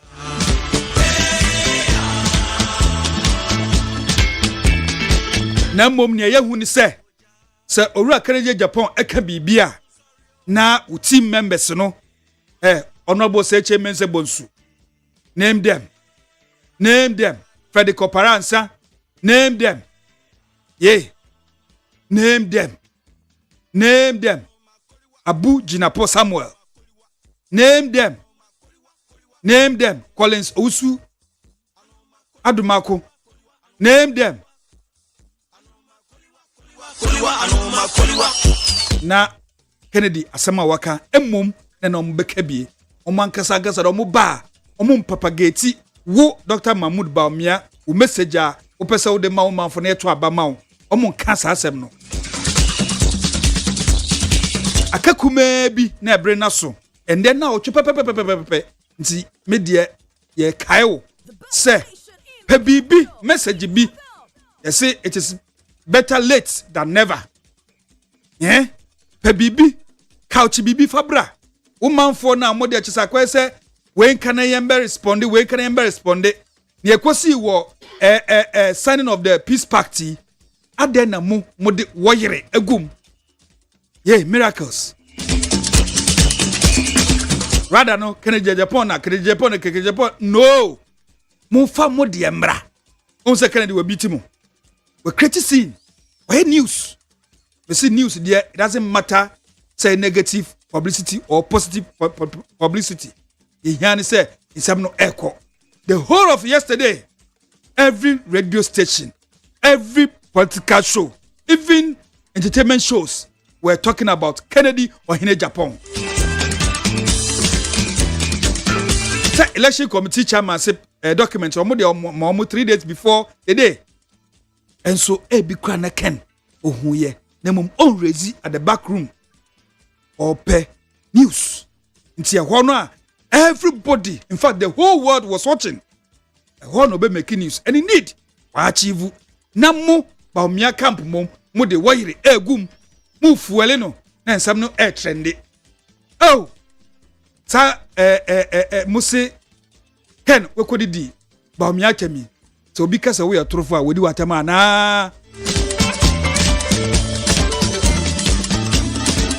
Nunti mia minua penny na komia otwe krata de pensi so try we and no be the talk of the town. You were rather fueling Kennedy Japan's policies.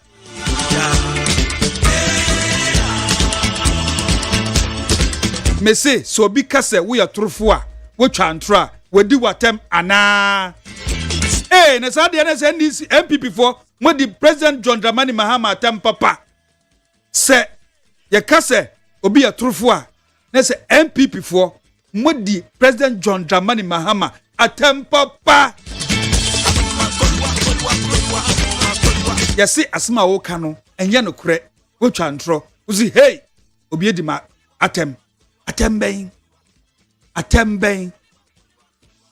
Mama Kennedy Ohene Japan. The Presidential Elections Committee and the party is not creating an equal playing field when it comes to say enforcing the rules of the game. Yes, I know on countenance and nidimina, also nipa, and so definitely he cannot pretend when all is not because it's clear. And some decisions of the Presidential Elections Committee, he's worried there were serious implications about the future of this party. Specific.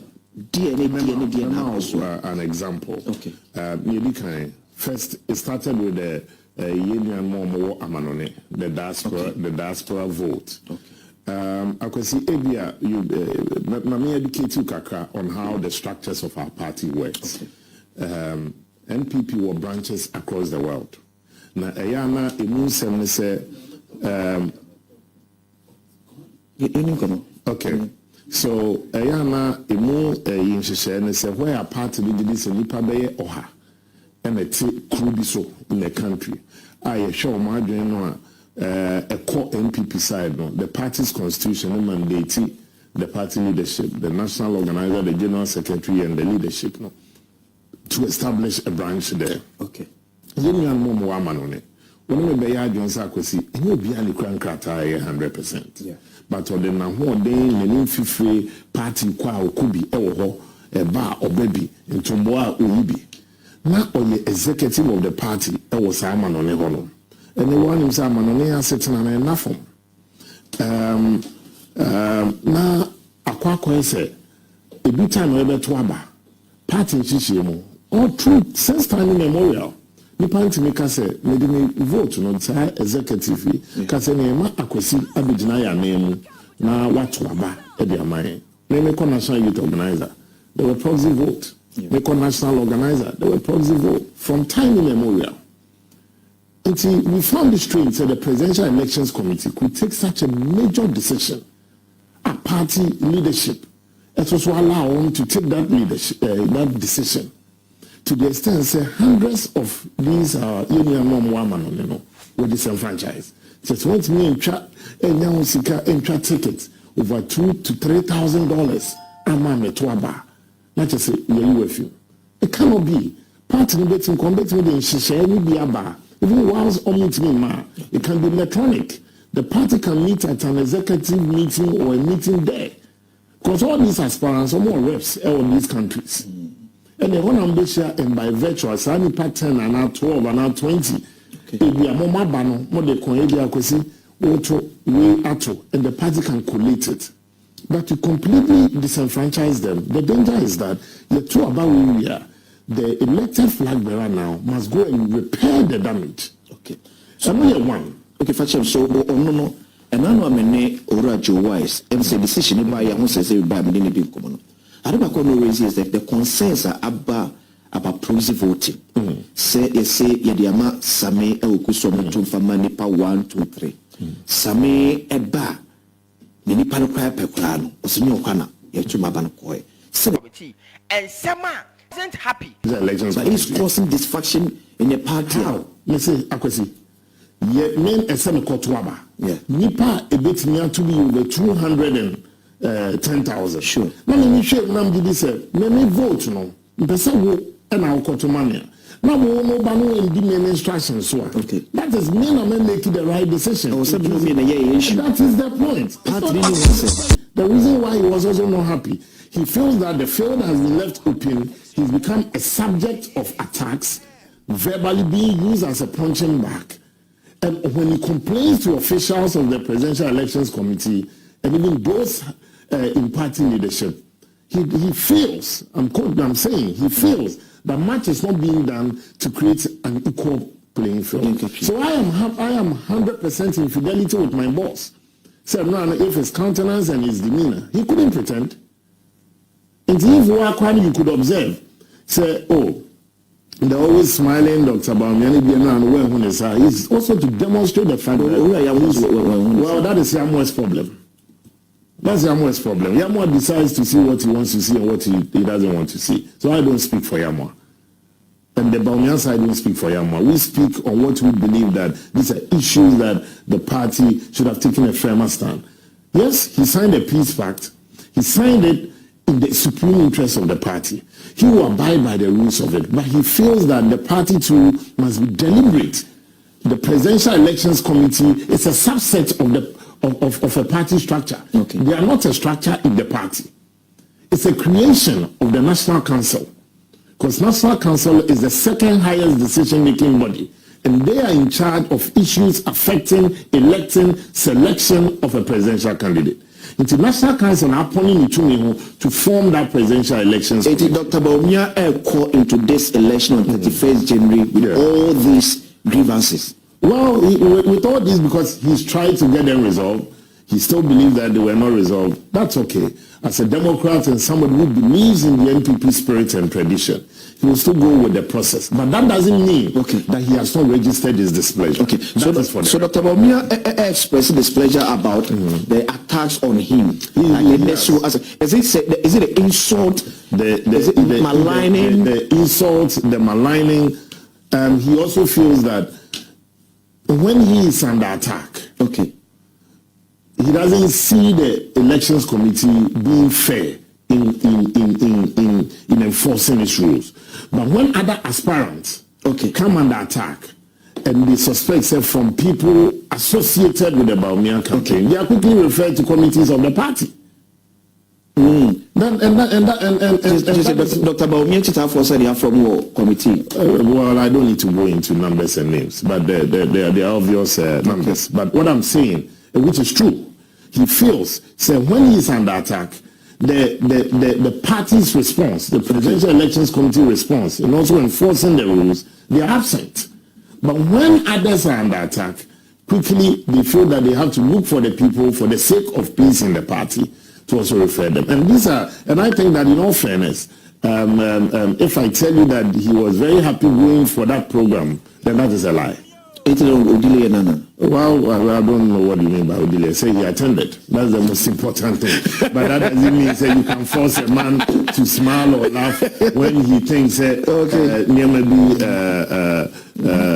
he, as I said, and I'll repeat, he signed this MOU, he signed a peace pact for the sake of the NPP's future and for the sake of the survival of Sisi hwegu form na wa wo ho ehare.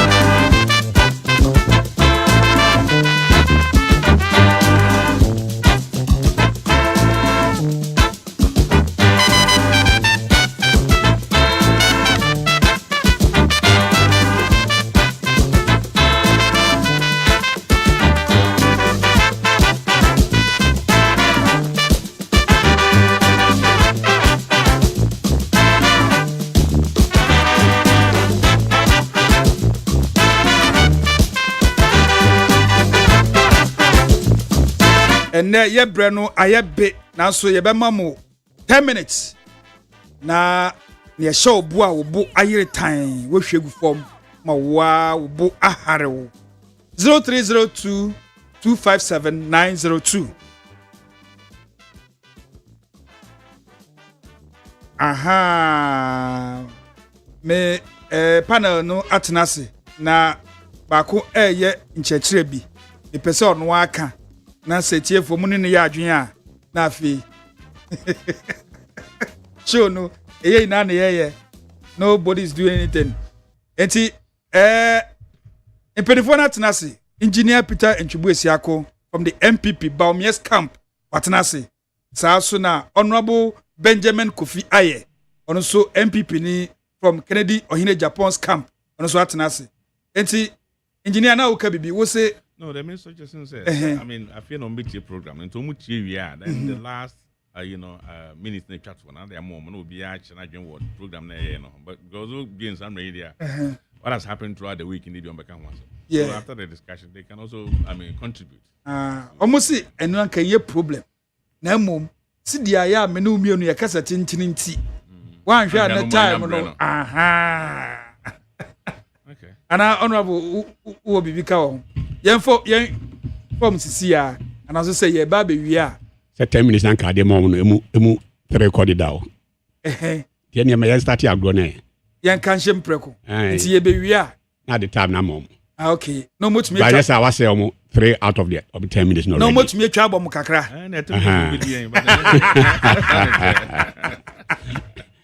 part of the game we there me ginemu amu etiefo ye ba be pon a 10 minutes no still you get it because we have more than 1 hour we have more than let's say 1 hour 37 minutes ye be pon time be 10:30 okay until 10:20 ni ye wie na de aka na that's all no more be trouble and come on mi somba nyambe kan bi o mbe che o madwen wo sir all right and ye kan shemu anisa and we blank check they are too ho amount of bia wa sign na mum time there e be allocate amount o kasa for 15 minutes na unu so kasa for 15 minutes ya sanso aba issue ni there wa wo the issue because we ye ken we ye baomia but time ni there timekeeper me na me set here it's 15 minutes honorable Benjamin Kofi Aye Kennedy Ohine Japan camp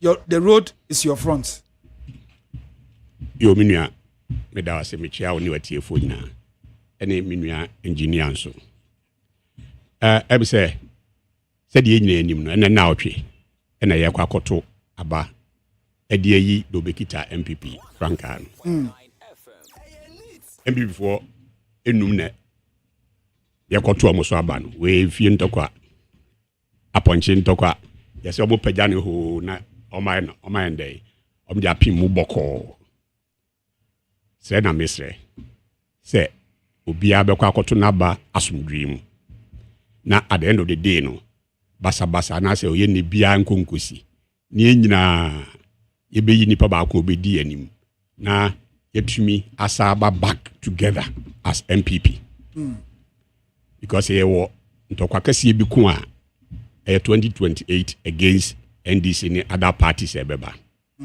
na se yeni aye ko training among yourselves na ye ko ne ko prepare ye ho a real match ni beba no na ye stars ni na ye didi omodem na mo aye mre exactly se yeni aye ko didi stars ni dem a be difficult see ye be win the May match come 2028 enti na mesre say ye efie ntokwa enti boko all we are saying is say among a nipa 5 no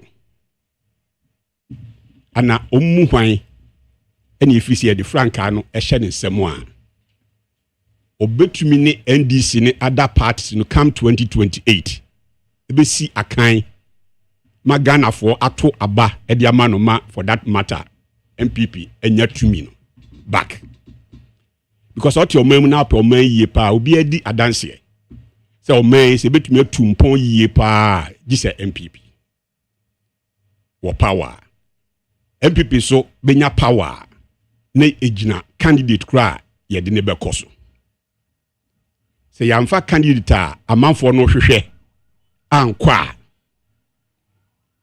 power no de yɛnya yɛnya power no so a because sɛ yɛamfa the right person a Ghanafoɔ hwehwɛ amba no a na yɛdi ɔman ne hwambɔ etika 5 candidates ne deɛ obiara sɛ ɛfata the other day na me catch the because radio stage na me and I'm repeating it here. Wisdom is the proper application of knowledge. Timbio. Wisdom is a proper application of knowledge.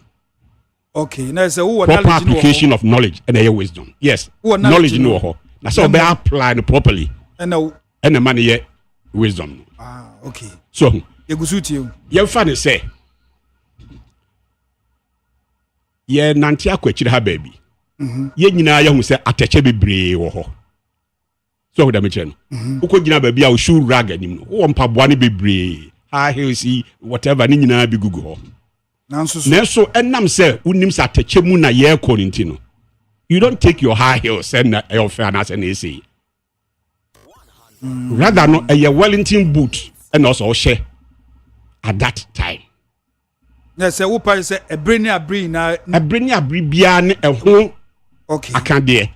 I don't say why apply knowledge no properly. Wisdom emma. Okay, say yes, me they be sure we never we never say bra. Unim sa teche mu ne ekwa. Untumi enante mfa sa teche no. If your high heels. Unfa kambu fita e wa bra Wellington boot wo ho. Okay. Minua. Ana sa te say ye kwa fuom akodo.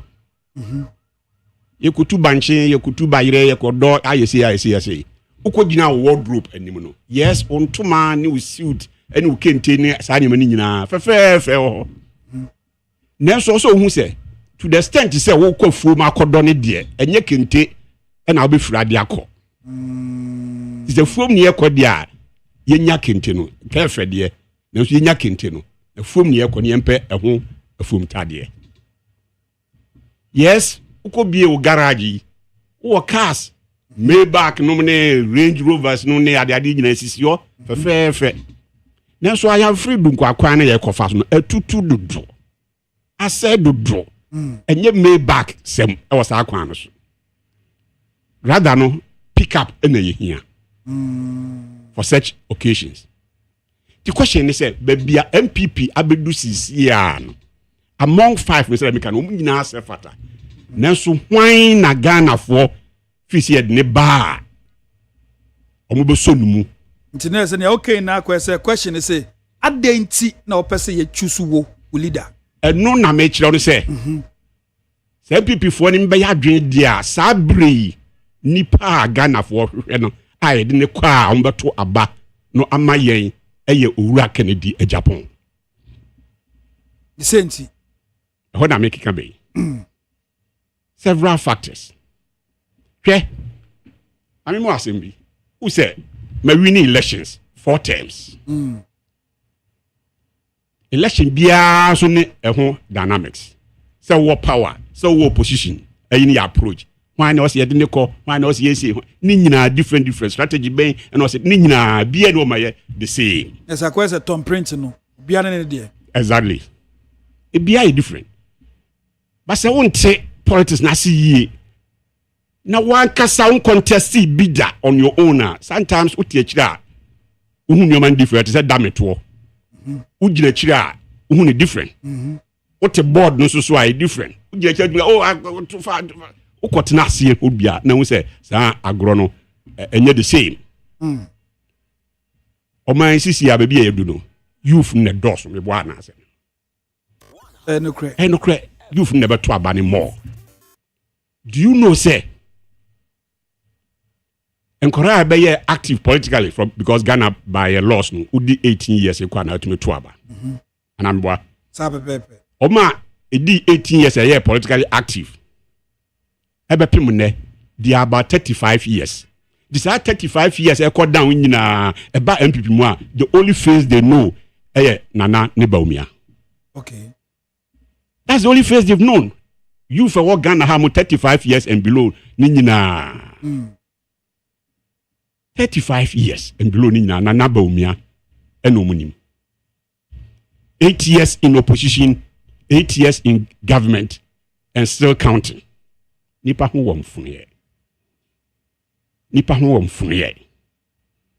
Ɛdi bia no bisa ho sɛ after 16 years yɛde party ahyɛ Bawumia ne Nanansa no.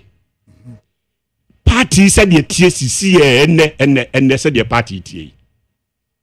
Eya odana, eya ofana. Obi agi tum se party no baby agina no enyina yie. Hifo. Obi a oye realistic e wo mamu bi oye MPP ni mapa bia be catch us say edunti na Professor Frimpong Boateng kwa kwaka so no be where do you see me ne nyadwen. Say party na as be fake na original ho na say me ne nyadwen.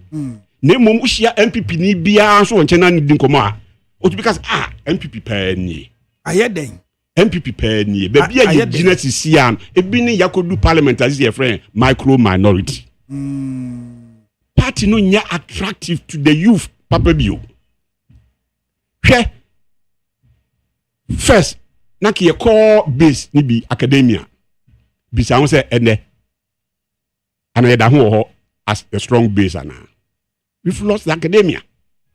It's reflected in the elections results, losing almost all the university campuses.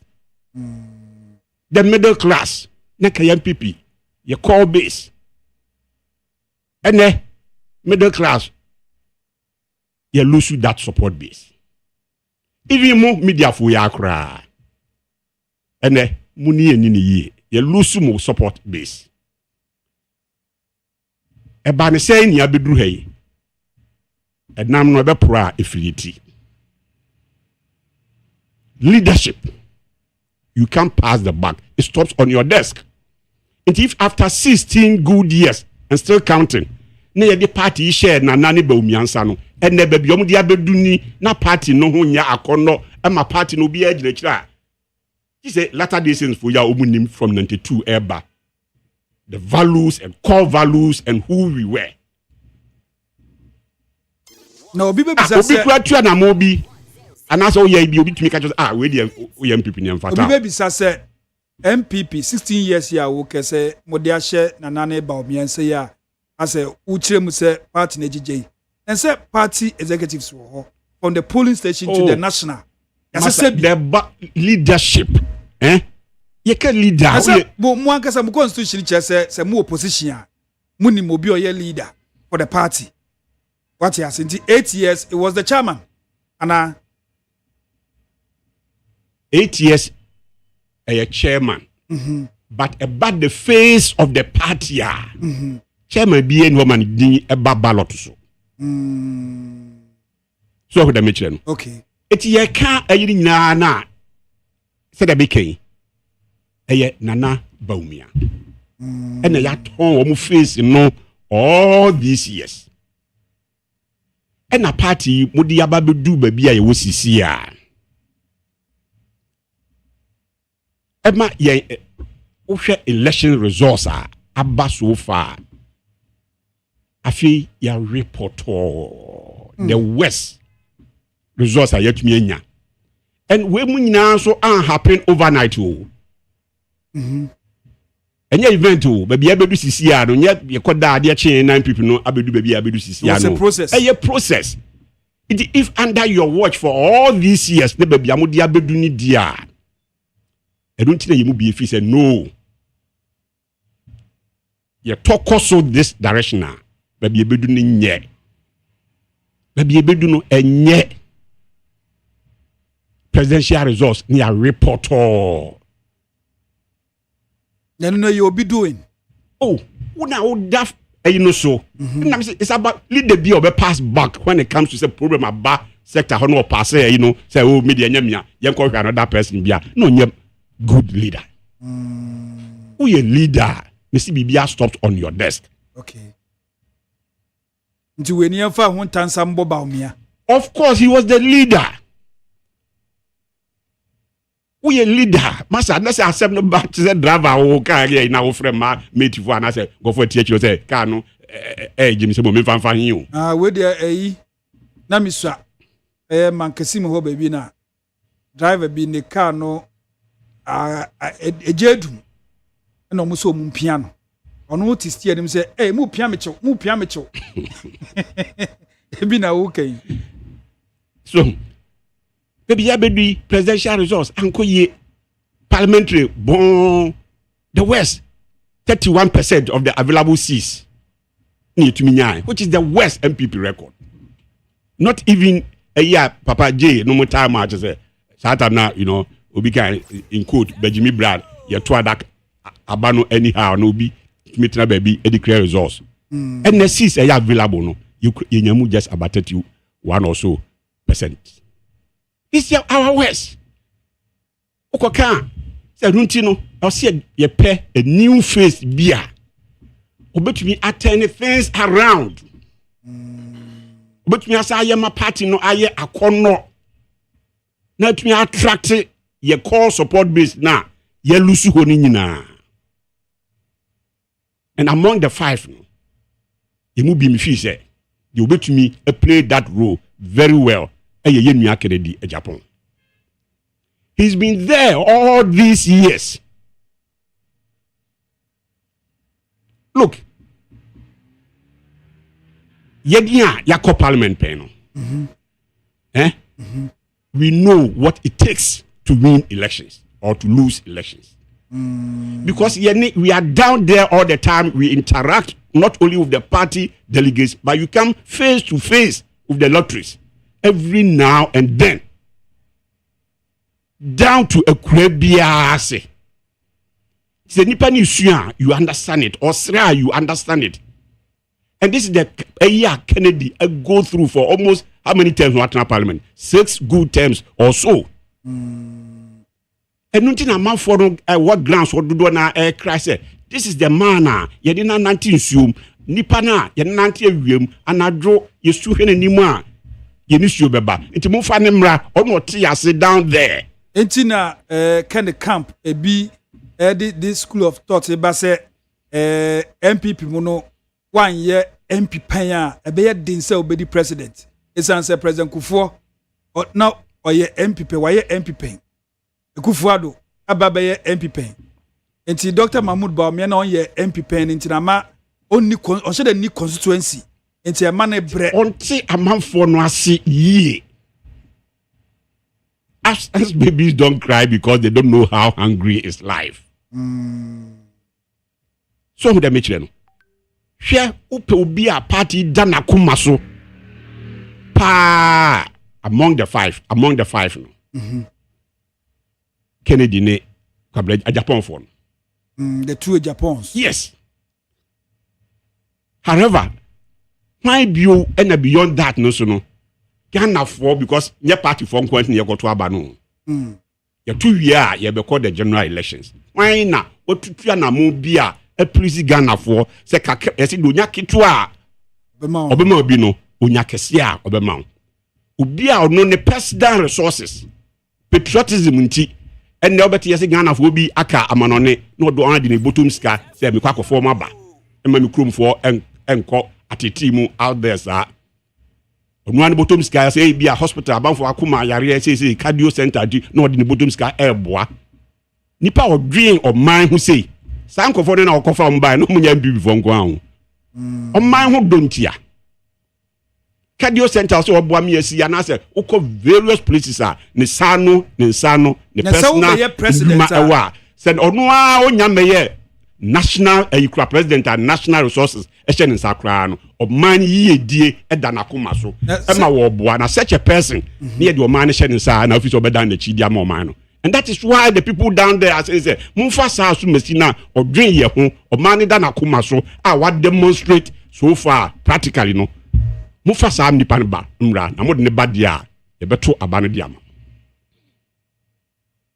Na say enye MPP for nkwa na efre no nkofo mu fi abrochi ba no me MPP for cardio center na o si na MPP for kwa na be ko ho tinam che say wa demonstrate we Kennedy Mikai de mi ma hu na me di ho adanse yo as MP upper the Jira West that time 2016 na 2008 ye di na eba foforo oba ye constituency krobi ase krobi mu ntom ti ye ko asishu a wo se obodwane ade ni wi a na ahemfo no mpanyinfo so de omo request bi atoto yeah monim nti okromo hene de to then Nana Addo anim say nana we de yɛtie wasɛm nyinaa yɛbɛto ama wo na mmom woba na meboa na aba akonnwa no so a yɛkwan woba sɛ ɔfa so wohu bi na wabɛyɛ ama yɛn ɔhene na no si ya na Kennedy gye Mike no ɔsɛ nana we de mentwɛn me yɛnkɔto aba no nwie koraa mo kwan mi ameba bɛ yam ampa anwumre na grade pie wa apa Denchira West adeɛ kye anopa ntom to agona port kwan yɛtwa so no ani bottom sika na such a person who say obey the president what there where without and na say bia yakwan bi say ni yekoka ho asem kire na obeda na ni dia man ya na no obi ka say honorable Kennedy Japan no isika wonye nyina ye party na ba be mu ni contract mo de ma no na wonye sika di so de bogana fo bi hu bra enye hu two things obi ka sa na onim Kennedy Japan so da be kire no because one started amwa during Kufuor time. Okay. Or started boy. It could be scale no maybe I the same, but minim ne sanu nyuma bebre before 2000 it me bab power the first time. Two, simple the party no and the man nya extra can ho a. And now no kwa na party ba wanya nyuma na. Yemi say ho say anna friends Mastatic friend President Ken. Anna Kennedy Japan kwan will be a party buy no when yam fast was one. Why are they not equally spending what they've earned? Why are they not? Who dear no when yano? Only when no man kwan mo enjoy. Nese will be party the bar pound when you bibi now was spending on party for now. What you pie? Then do you care about this party? You think about this party a Ghana for that matter. So would I mention them? You go shoot you. Eti bibia di adanse se. Si e po bia ye koto na e be easy dia mayen. Na ye Kennedy Japan. E ba so man e da na koma so. E ba discipline. E ba abi say ye can youth nyuma na youth nyina ehwehwe. Enyuma na youth yi ehwehwe. Na obi a what demonstrate onye minister, onye president, onye vice president, so what demonstrate ba si ye ndwuma dia ma e create ndwuma dia ma nkore ya youth ya. Number one. Hwe ni campaign. So say me jam tu kwan kakra me say me kra no. Yeah. Politics na nipa ya fed up kakra stress no doesn't me for 1 year plus me decide say me my radio should be.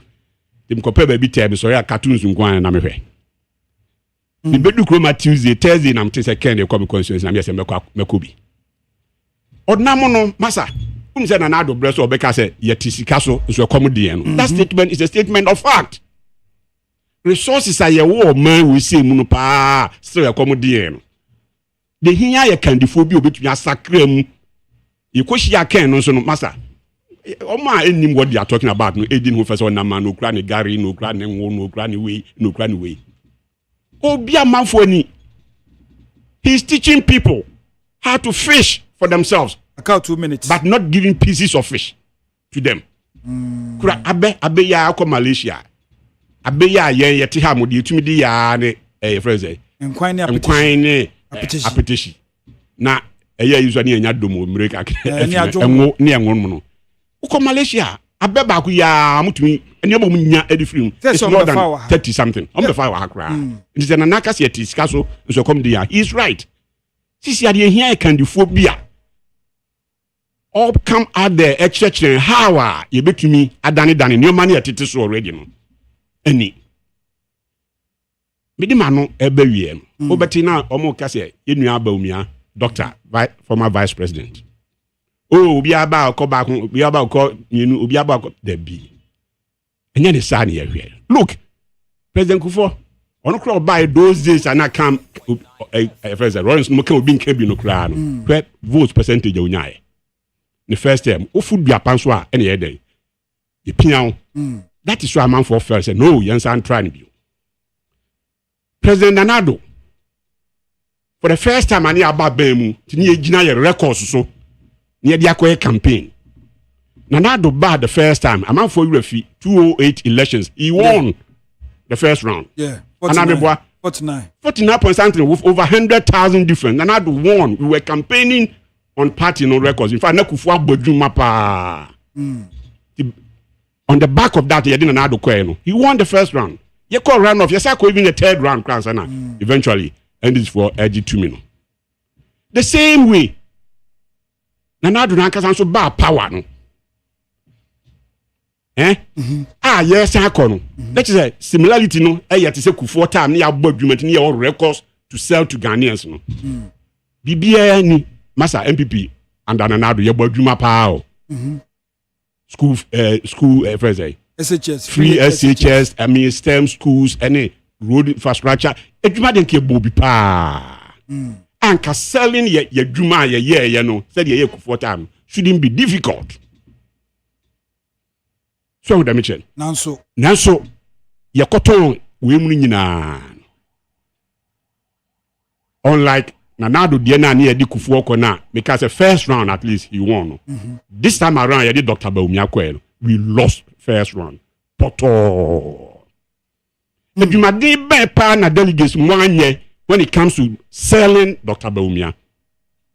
Ji say be a delegates dia ye koto abe obi gina be o ka say me dem polling station ma anya dwuma ma anya campaign ma anya manton MPP yes, for that matter. Yes wa unipa wudi nechi na no kasa na ma enkrofo eto abegesi. Untimi nyoma so kashire nye. So dem che oh yes. Untimi nyoma so and sema ya na Kennedy kan papa ngoma so emu die hin na ne personal interest in no ohwe. Se party ne chim ekochiw ye kasa chiam wo dem na untie na be kana bonten a which one was say party ana haircut ni sade man no de bae ya ade be chimi akoto aba or say 3 days akoto aba ne ya to fuel mu no Kennedy ne de bae. I mean you share the main reasons because of contest until you say you shift blame the ko na say denti. What I'm saying is say for the first time a party na ba power after 8 years ye ko ye candidate ne ko no or report ye under Dr. Bawumia. Okay. And for that matter adwumaden delegates ye ni nyina no we hunu so nti mi hu what else are this time ye be kwa akoka e dia fa no. Okay. Owura me de manu si kra no. Ye ba kwakrafo no ye nyinyi ye kasa na be shije nsa ye wure ye. Any problem say minute no me hwe say minute no be ma no. We dey just one we friendly into there. And you that can na the man who say in your penny. So the mission. Yes, said American. They have been in charge 16 years. Okay. 4 years here you opposition. Yes, I the man can when you say 20 years. Same punyame na dum no sign we need so be 2 terms are. Let's say no so say 8 years. Or they can't we want to na no say 28 years. So them can akura we 18 years are or you politically active. Plus 18 plus 20, that's almost 60 years. Generation in the only person they will know in MPP will be Dr. Bawumia. Oh, yeah, and unless on your strategies, Papa. Okay. So, Nkora, and that's Nipa, this up to 60 years organizing, and the only person they will be knowing is Dr. Bawumia. Such a person who got on in the later years. In fact, that is why I may say proper application of knowledge. It's wisdom. In the face of all this, I'm saying we should change this time. Now, changing also should be positive change by way of voting massively for Kennedy Japan. Yeba second round and yeba policies o leader or championing.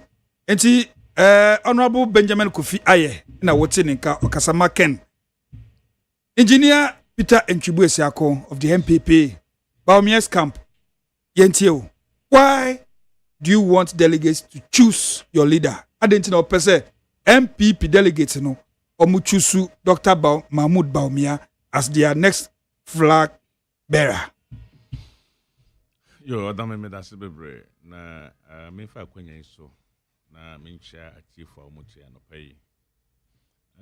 Honorable Aye. Yes. The ncha kese mano. Na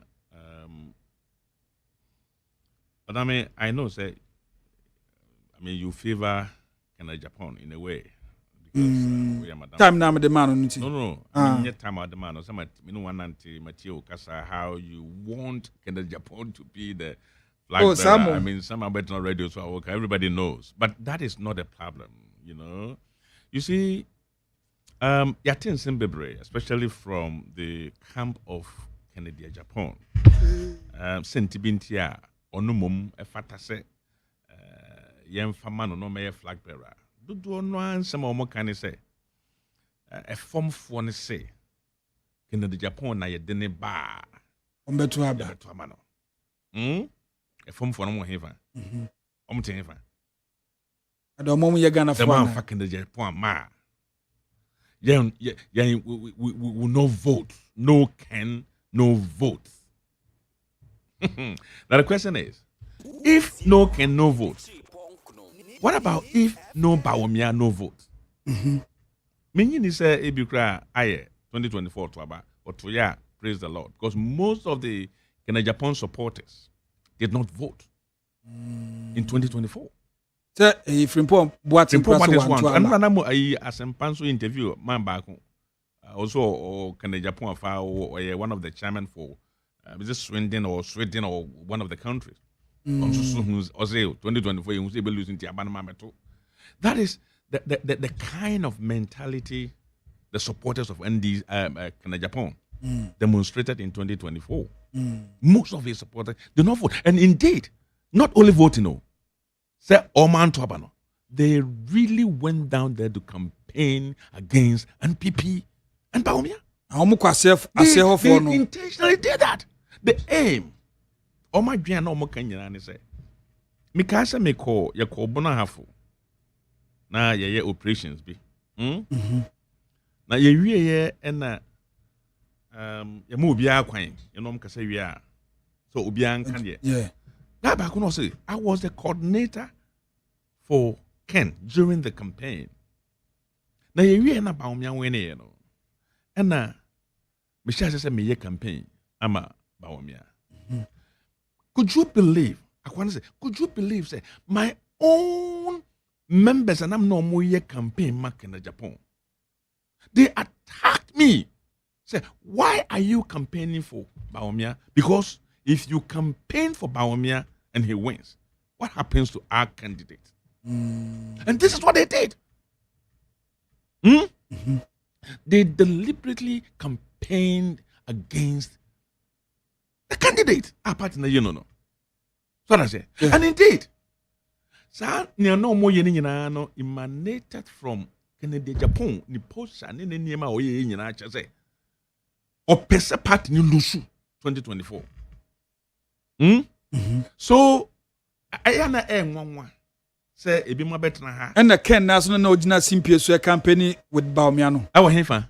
It was just a camouflage settings. If you listen to Kennedy Japan when he was campaigning, I listened to one of his videos. Time I will call Baby Omoton spare party. Abusoka. Una smoke. Oje microphone or say hey. Abusoka mana moton nyama no. O say habo nyama na ne boaye den. Na Bawumia ho. Bawumia te obi. Okay. O say mo ko yi ne mana mo bre. Je na ewa ba mu. Vice President on the chairman of economic management. When me atete so amamo. O say yento abama no be president. No ba obetete so. Nti we dey esramo onipa ni esramo yekoto abana bontoma no na omamedete so mama. Do you know what it means? Say ya no kano. This is exactly I can get you the tape. This is exactly what he said. When I listened to that tape, I said, God. You see, it would have been far better if Canada Japan did not join the campaign.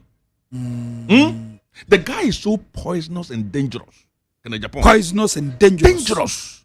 Let me tell you. Yeah.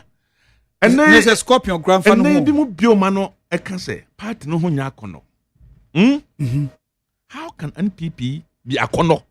If your own members, including somebody who wanted to be the flag bearer of the party, sit on the television and say to the whole world, party na NPP, yawaba Moses ye, Chrono, ya for to the max.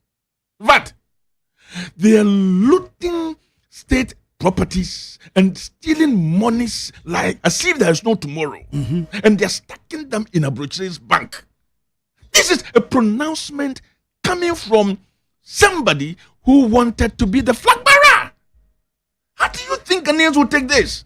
You wanted Ghanaians to go and queue and vote for the party that you have told us, please say. Please, you see, when I listen to them, Mama yen damage ya home. Na yetu abani ya yentimi mfa horse and namabu enko. Look, why do you think people are so upset at the current leadership of the party? Japan pack and the Japan sa amana say nyema wo party nimu. Look, the anaya party no nyakonon. Anyobia me say the cause of Sanya and people is caused by one person in Japan because we have pampered him for too long ago. Look, let me tell you, see, in 2014, I took a decision. You see, Ghana for almost they watch things a lot. They want to see how serious you are. And how prepared, how poised are you to lead the country again?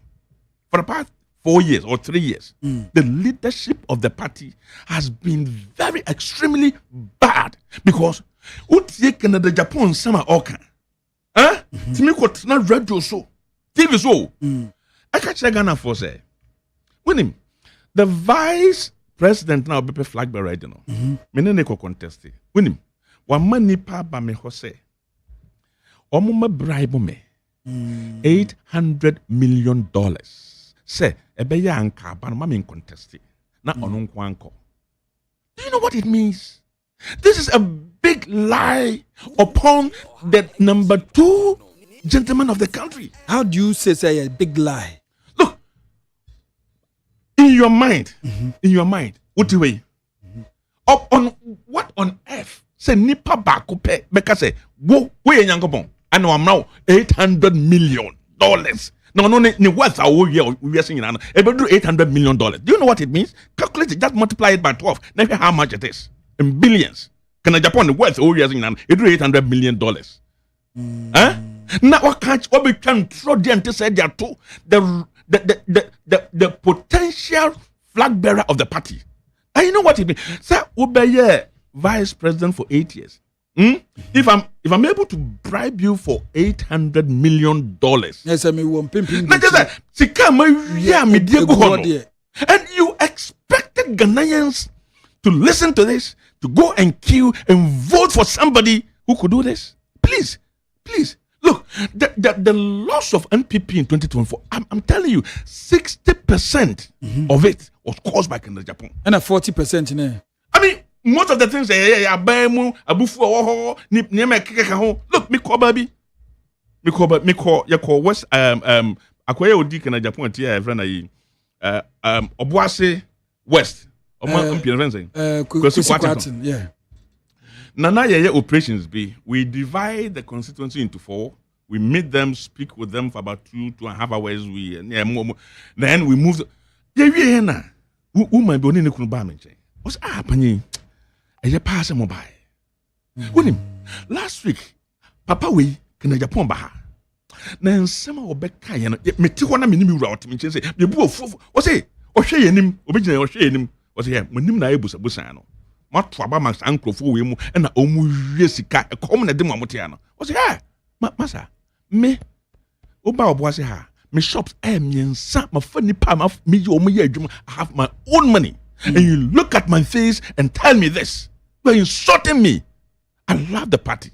The first said, and this is how can the Japan went round trying to, discourage and create disaffection for the government and the people in government. Look, all that he did was to insult the certain president, the vice president, the government appointees. That's what he did. You vote to delegates and you see, and that is what Japan doesn't know. I'm telling you, he doesn't know how angry the delegates are today at him. He doesn't know. I'm telling you, I have been on the ground. And when you listen to them, say, look, now you will listen to lies. Huh? You see, Odame, it is not only me. Matna Bruchri Ache. I say all the time, it is not only about electing a flag bearer and electing a president. If it is about that, and okay, we can just elect anybody. But we are electing a leader who can bring, development and good leadership, good governance into the country. Okay. What does Canada, Japan knows about governance, good governance? Look, what does he know about economic management? What does he know about, what does Canada, Japan even know? Let me tell you, has he even managed any corporation or any organization before, apart from say, also be companies that were found for or more Jumamano? Huh? What Japan will manage Japan? Japan? Apart from so, also when Jessica, what be Numa, what is will be Tony Fia or Koto? What does he know? Massa, it is not only about just electing a flag bearer or president. You see, they can say Danta. Danta, Sikabwa. Be able to the Danta bo. But Danta the bo no. Then the chess said, and then about Abano. I mean, how would even Ghanaians say, see NPP when we get up one day and the flag bearer of NPP is Canada Japan? How do you think the rational thinking Ghanaians? Look, I'm talking passionately because I have listened to them, and people, you see, tend to say party no ba omiane na Akufo-Addo na di animu amnya ba say hwa me say our inability to crack the whip to punish Canada Japan is the cause of this. There's a discipline party. I'm telling you, see, when the party demonstrates indiscipline, people see it as such. Why did not you say because NDC who amanyam, they will discipline you? No why I said it. Yeah, current chairman. I said didn't get here. Even when he was the general secretary. No, if he said almost founder of the party, the chairman of the party. Or Nilsson or can WBKBS Rollins what boom boom Mr. Boom. Yeah. He says, look, the dog will tame the dog. We're going to cage the dog. Was it the barking dog? The barking dog. And they managed to take the party from one person's control and began to allow people to operate. 2014, I made a point, I made a statement, and I'm Kwadwo Japan and Kasawonim. I mean, here we bet now feed swap number of times, and I feel no compunction for what I did to ensure that he was removed from his position. I have no compunction. General Secretary position. We will never have won 2016 if he himself, the Foko, and the second vice chairman were not removed. Ujidi. And I said my argument was that if we have to lose 2016, we have to lose without Canada Japan and Foko, and that would be glorious. Japan and Afoko, and that would be sensible and dignified than to lose together with them. And for that matter, they must go. I'm telling you, if the tax was whipped at Canada Japan and the discipline by party and can I go wait to meet na radio so TV so Ghana ni bia ni wa woni na tem e Ghana. Sir, I'm telling you, no prominent into we do person Canada Japan. Okacho be say me so abodam. Okacho be say wo abodam. Oh no, I see me makoto me so abodam. And I'm telling you. Na no say we do what. No, I have the reason why I made that statement. To me. Ocean poster, the pronouncement, and then no one can tell me say the guy doesn't have a problem. No one can convince me. Problem say he has a serious mental problem. Hey, I am telling you this. No. For him to go to do what he has done to the party, why then to the party? Now, to me, what the Kufuatem, what the judge Fuatem, what the Matem, what the IGPatem, and my Omogana, and my One thing in talk on it, Tracy, Boachicoye. And Tracy, and why be? One here in talk on it, if you are Saloto saying, I go here. I know I say, I was ordered and I was in position. And no, Yama, why? Why am I? Also, Why am I? Yanko. Huh? You see, and this person, what yenin sema okan. And I'm about 3 days ago. When I was coming out, I was say Wakanse will be a liar. And nothing did ye. Hi, Odame. If say what your campaign, you have a message for Ghanaians. People want to listen to something about women. Now the TV see when him. Now camera see when him. What the camera see when him. Now catch the Ghana for say. Baumia what bundimpo. I'm fan chayo. Oh bundin say Baumia he's a congenital liar. Lie no when you from na AP babontin. Na or you true force will be hey and it's an insult. It's a big insult. Anyway, the president Mahama Temo. I will come beso. Because I saw Chantro. I will come beso. I come beso Namkano. Let me tell you. I said in the contest in here. He saying that Obi Achan Kontompon. He even lied to insult Baumia. Say Baumia say. 1996. Adubuahen uncontested. Baumia has never said that anywhere. And yet he was able to couch this. And now we're in me so huh? I'm not afraid of anybody. Obia or Kasa me. I'm not afraid of I care for the youth. Care for the youth for where? I'll create job for you. Create job where? Into where you name dent now per se to Abama. That's what I want to hear. I am telling you, say. We are not just electing anybody at all to be the flag bearer or president of a nation. There can't be a popular there, and then go for Louis. Say Louis is popular. Louis Nick and Japan are popular. And crack random, and go for no man flag bearer. Huh? Also, be creating human, and human be creating the same. So, obesi hotel, Ewapum. He's a businessman. You do not need to be president before you build hotel in the middle of the sea. Oko Canary Wharf. Three businessmen and almost a combined Canary Wharf. You do not need to be flag bearer before you invest. So also be yuma. Okoba bia no fa bottle no bun swagum. Oduru ha no the color bia na yellow. Was we made me the one I drink way or fa no the bia na pink. Was Masa, you do not need to be president before you do that. He's an investor. He should go and invest it. Look, even when you are a president, you do not use your own pocket money to do what you say you're going to do. You cannot also use the state's property or money to create a demand for yourself. Adebakwa me journalist for madim ho ya e Ghana han say. Wo se obe creating you me bie we wo duru ha me bie wo ha me duru mo say ne say.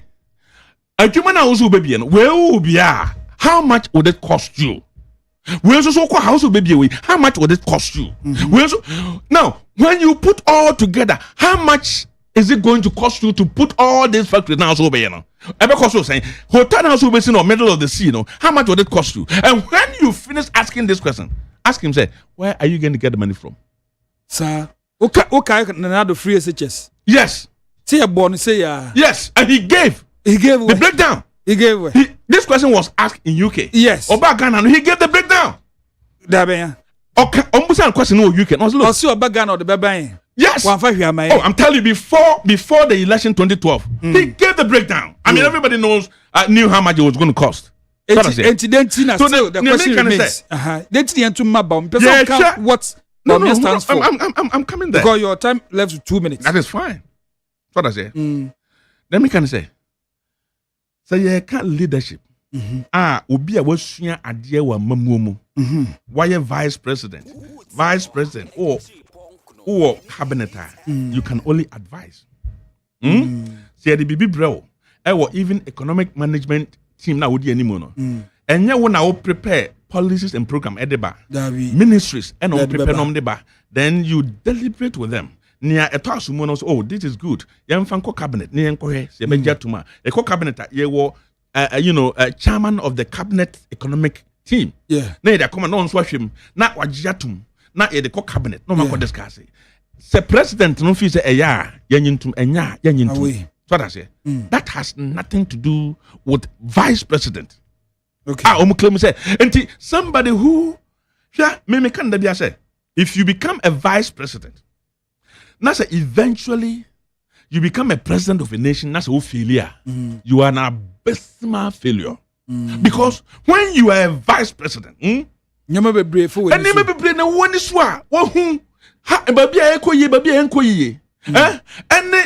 have the access to the technocrats. So you can extend invitation to any of them to come and brief you on anything. So when you become president and you failed, you are an abysmal. And I'm telling you, somebody who has prepared himself, who has learned, and even before Obe flag bearer, he demonstrated. I'm telling you, the governors of NPP, we did a lot upon all the difficult. I'm so many say upon all the difficulties the government went through. It's a ban saying all the difficulties. A call ya go through say Ghana ma obia mpia bonten. Emfa bibi nkwa bon emfa amanone em Ghana. Emfa bibi free Ghana enkwa amanone. Play bien tu. Ghana ha play bien tu. Ghana ha ne wona ne ni. Ne wo market no ya to amanasa. Ne wo dan mo yakofa ba bonten abato amanasa. Anto di bibia to bonten na obi abato. Na obi nso de ba we na turn 5 cities met my 7 cities. Na inflation na e kosoro.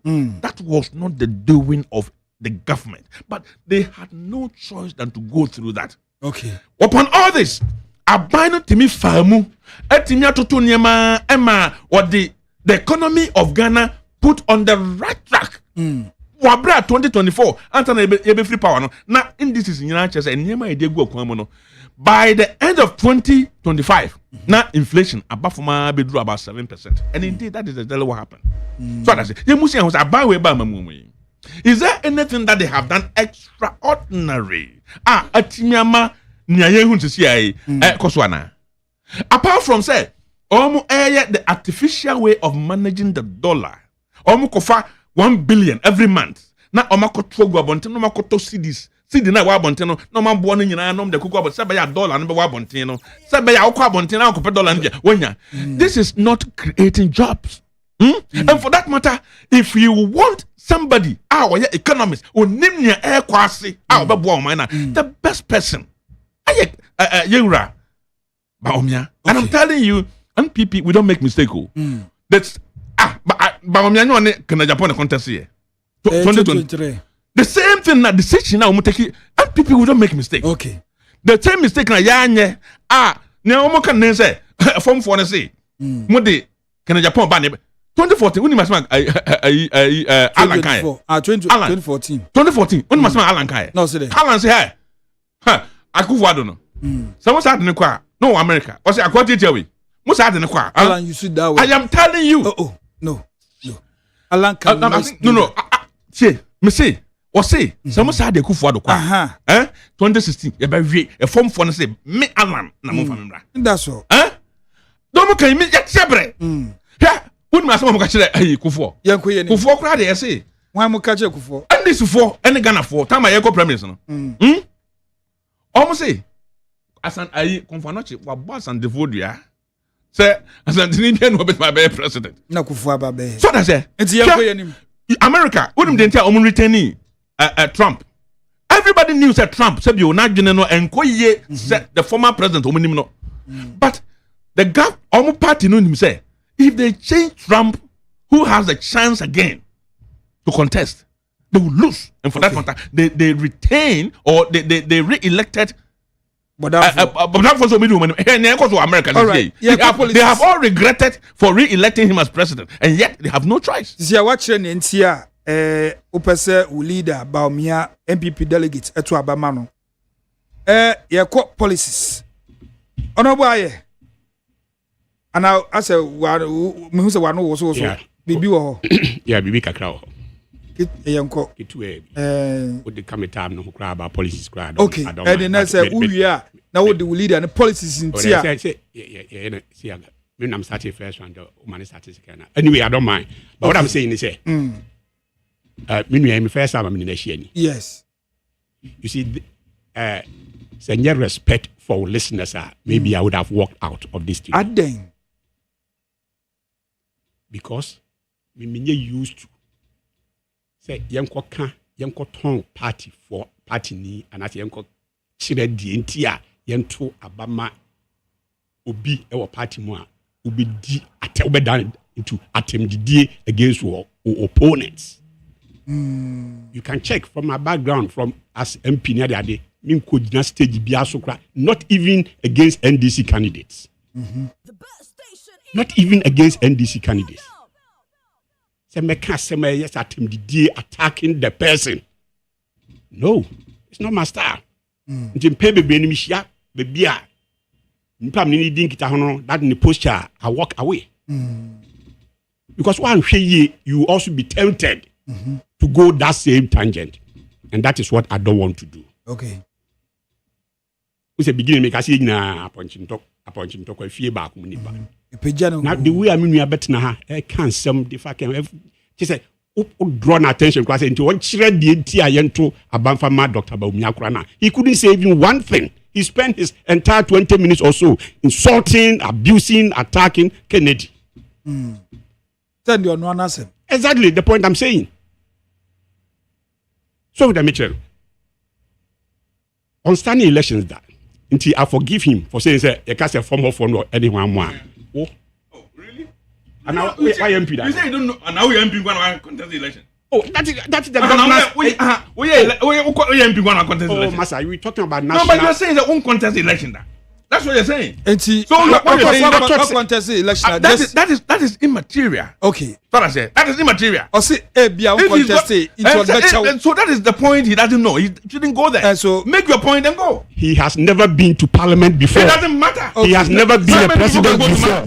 Do you know where I'm going to go next time? Master, this posture, this arrogance posture. I could have been punching holes in what he was saying, especially when he says he's not sure. When you are about I even allowed him. Oh, I read I even allowed him to the sense of cast on yes, me to Obama. A friend say, allow him. He keep just attacking personalities. Did you vote 2024? The money Mani we na bre ma esa only you can call it rough. Very dirty. Listen. Kobisa Dr. Bawumia Nankasa. I was the chairman of former MPs caucus, the whole country. I remember. Making reconciliations, making the all this all over the place. Studio crowd. So the Mitchell. Kobisa me MP. Everybody knew role I played before I to me a G seat from NDC for himself. You see? But I forgive him. Also, can any be about governance? I'm not surprised that make a say on winning elections then they are nebuofuno. Obi what now parliament says good terms anything about governance. By the way, executive how oversight them. Why? It's the parliament. It's the parliament. It is okay to teacher say onim adena or subject now or mark onim. How can you say this? Exposing your own ignorance. Nipa no executive no parliament or any oversight them. Nipa not now says good terms and you telling me say say or only president that they onim governance. Or auditor no be audit or accounts no. You tell him say onim accounts. Onim accounts how did he become an auditor? How is he auditing your accounts? And then, also they, I don't want to because I said I don't want to go that tangent. Okay. But for him even to say, Kennedy say, be factories, also say, he's an investor in the bottom scar and yen by now. American president was it? Accident times I want to go Kennedy in the Paco space. When he dreamt say he would put man on moon. Was he going to do that from his pocket? No. Did he tell the Americans how much it was going to cost? No. Who you leader? Who the dream? Have the vision. Then you align the right resources behind you to achieve your dreams and goals. Leadership. That is what leadership is about. Now I align the right human and capital, whatever resources behind Odayano. Then they implement it for you. Okay. Policies. Otherwise, Nanado ye free SHS software. Was he an educationist? He was not. How you leader, unyas idea no. Why align the right resources, those who have the technical know-how. But even the technical know-how, this is where these people, Me person be careful pass let me use wrong. I said no yeah. Be careful. Hwɛ yɛnkɔ yɛ kumase yɛnkɔ yɛ mɔkɔla yɛnkɔ yɛ nkurase adan akɛseɛ ne fie ne efuo ne nneɛma akɛseɛ oni na emu deɛ ne na ɔmo di degrees ɛna ɛne yɛ nananom efie nyansa tira na me bi na me ka say proper application of knowledge is wisdom and yet enough just to go and sit in the universities, have your PhDs. Now you allow this World Bank, IMF, Kwarawe, Ebanom Bedremoa, then you are proud of your degrees. Come on. Where is the fear nyansa ya na nanom de chichiro mansi homo no? Ye gya no to homo ye start to use the values of Abrofo as our yardstick, no. That is where we are. Policies made a frafra from the beginning. Mm-hmm. And they're making fun. I say a juma. Because they don't even know what time it is. They don't know. Because you can't say form of our name or business. He doesn't know where they are. You can't form of war. So you're politically minded. And yet, comes a big shots no goose no. Royce because the masses. The masses. Again, no here to see because you don't even know who they are. No, how would you know their needs? These are the teeming youth. Ne guhona omope juma ye. Ejuma. It is a obidam Kennedy nam. No ochrese me ba. Enyuma we mu na make me dia ba. He said because he's an investor, he's going to do it himself. Hey. Nana do ba and free just ni bottom scan or the air. You see, they don't have anything. All they have is to attack Kennedy. Who a leader, who vision. What's he make creating Numa? How is he going to do it? And what the examples kakra nam. Yes, I'll make you fun of it. Or send you bottom, or do not the way, or do not the color. Making mockery of yourself because you don't know what it takes to even create jobs. Is it not a fact? Kubensu ya for example and the Mranti Nama Mobonia daddy. Is it not a fact? Here in Porto Ebia just canned once about me. Yeah. Is it not a fact? Say them come from the beginning, no. Say Abe Malaysia for be fefi ham. After 50 or 60 years down the line, about 32 nyoma no mutumi. Edi film. Yen yetia enwo ne abe nkwan ne nsamfu ne de. Beteshi. So be ba no say no. This enumerate natural resources ya waha. No obotai no vision no. So say to me down there near. What a good leader does. He said what so sad the way no. You the 2 minutes ya na. Then he calls captains of industry. So this area. If you say a bit to me, go maybe the Malaysian way. How do we get there? Said the American. I've forgotten the name. Cause all the Nipa beko moon so no. And you know one design spacecraft no. And you know one pilot to you. What did he do? He called the people with the technical know-how. Me say so he did Paco moon so. Kwan be ne be fa so akọ. And then am be here. That became the American dream. Where now my taxi driver cried driver or those who feel or role to play to help put man in space or in our moon so. That is leadership. He calls or not it is Kennedy bar vision now all turn. He calls the people, align them behind it. A quite bad now me person had 20 or 30 different products out of this abe.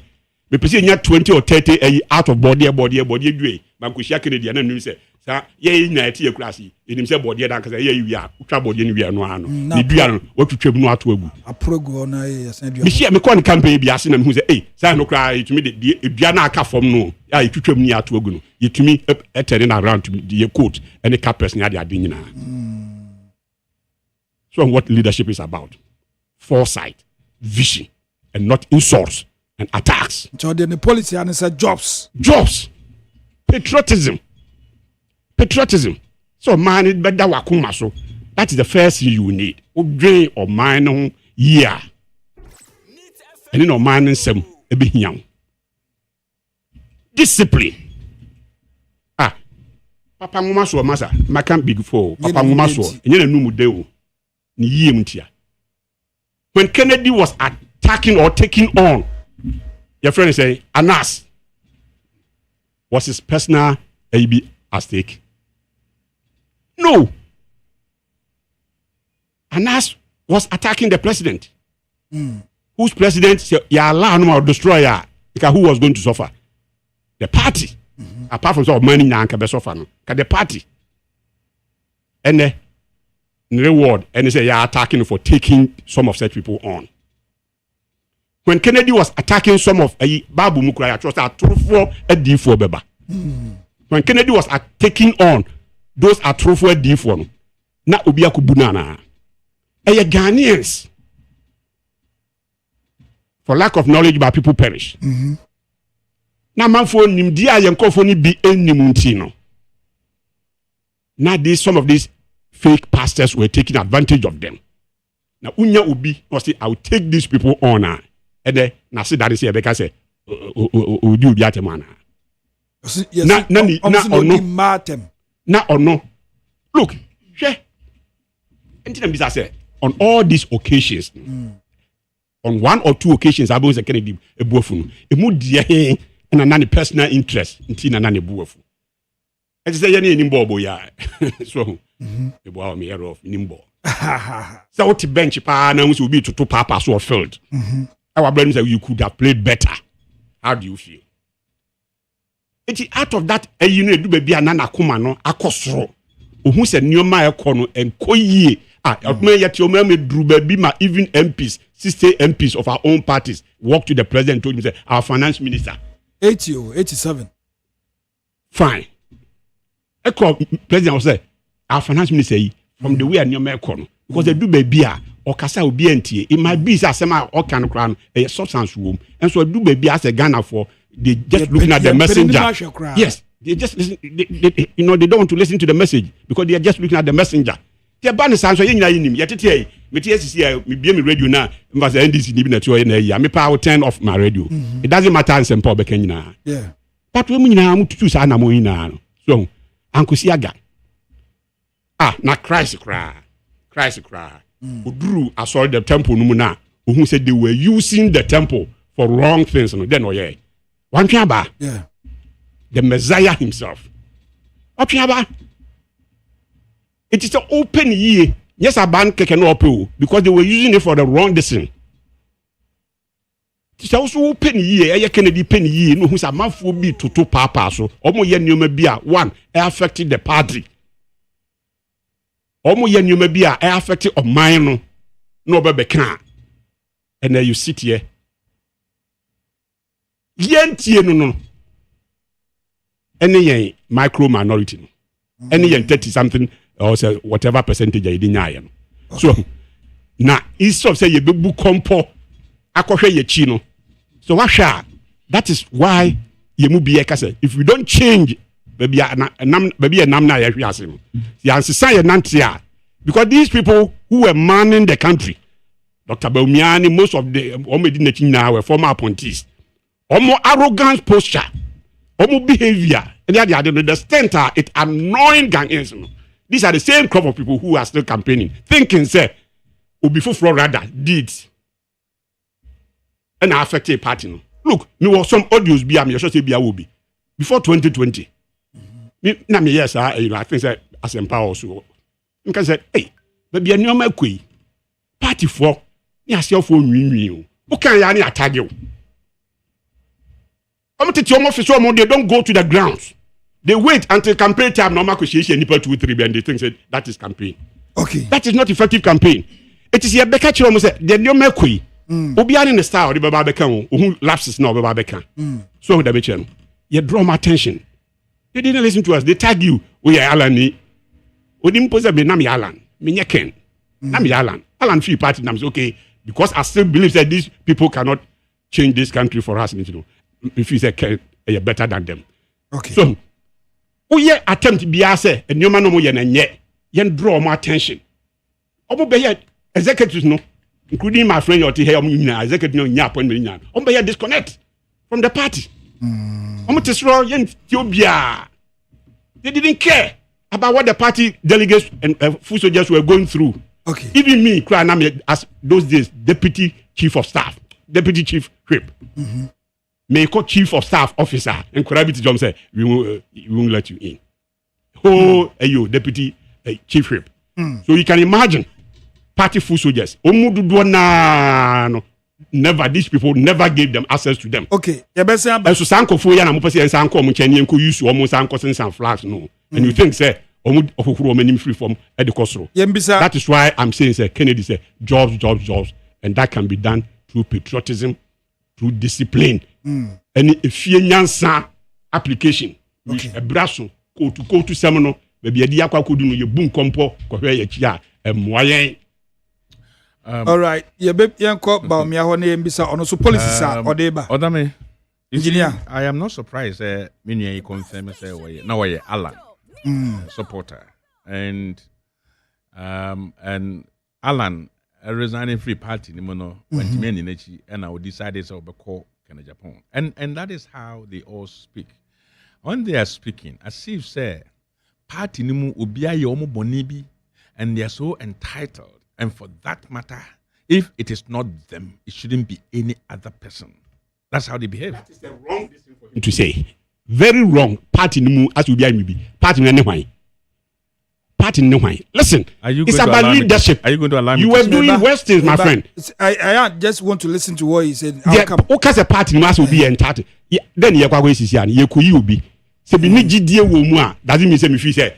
That is not the point I'm making. But that is the mistake you guys do make. As if say who say that is not the point I'm making. Because I was Alan, because I felt to say but we cannot deliver. I'm pampa monty and so no. You what happened? Na say honorable say almost say yeba umia nobody can also deliver. He should be entitled to. He should be entitled to. So he should not try to say what he's saying. He believes that it's absolutely wrong.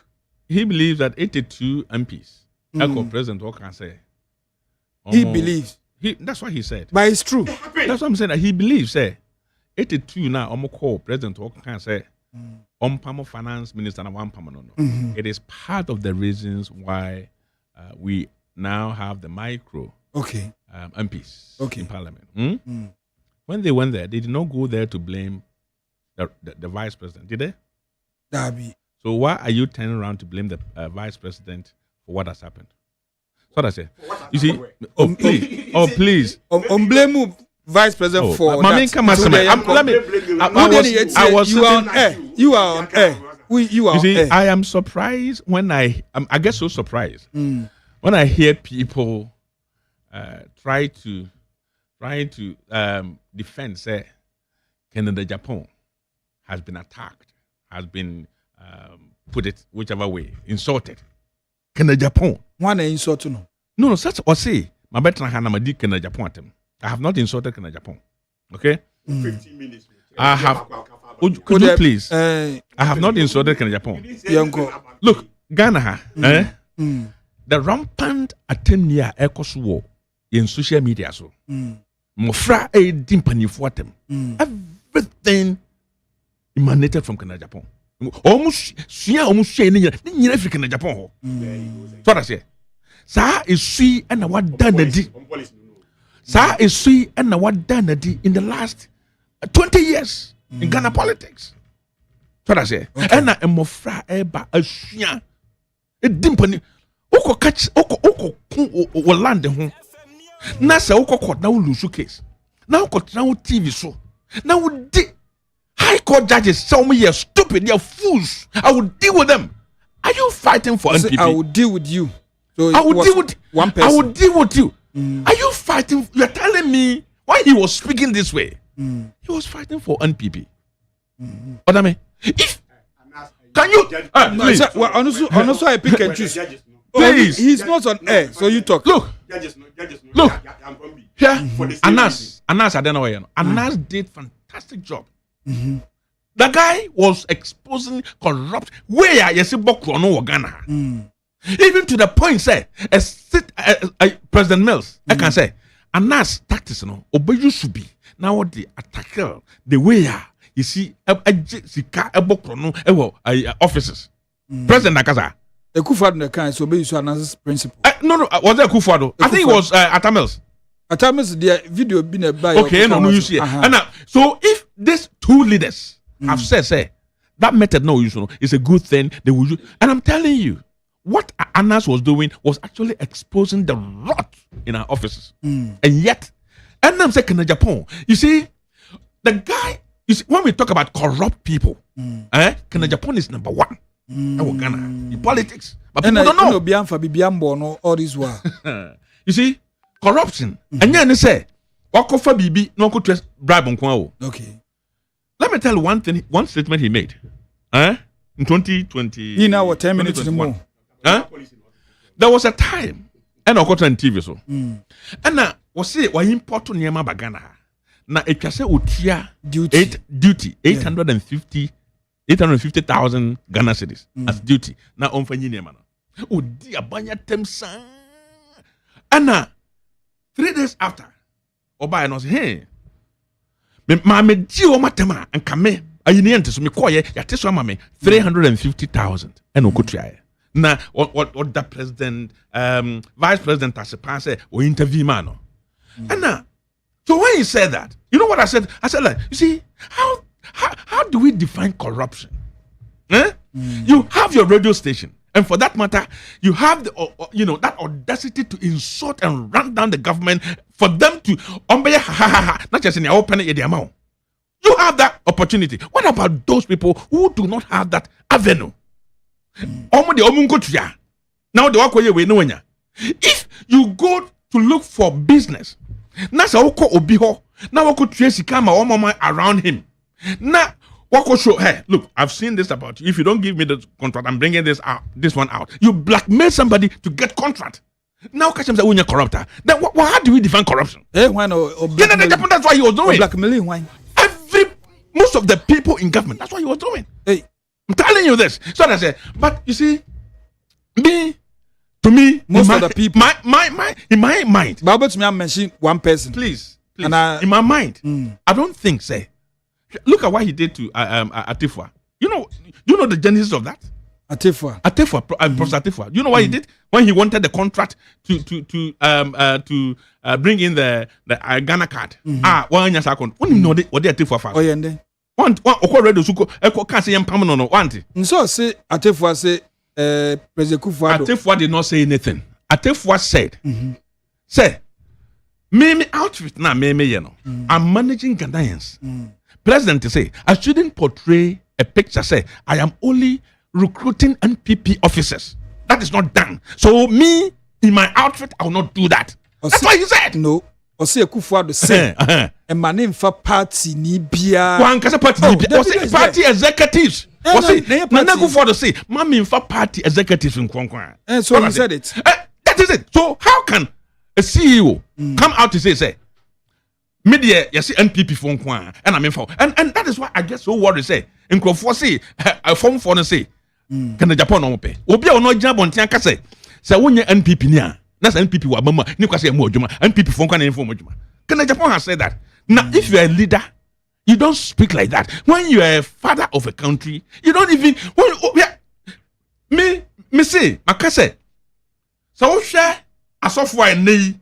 Homo a check in the Japan when she said, "Oh, may not just that they do not have principles. They don't even know what they're doing." Why? I'm telling you that. Oh, check in the Japan.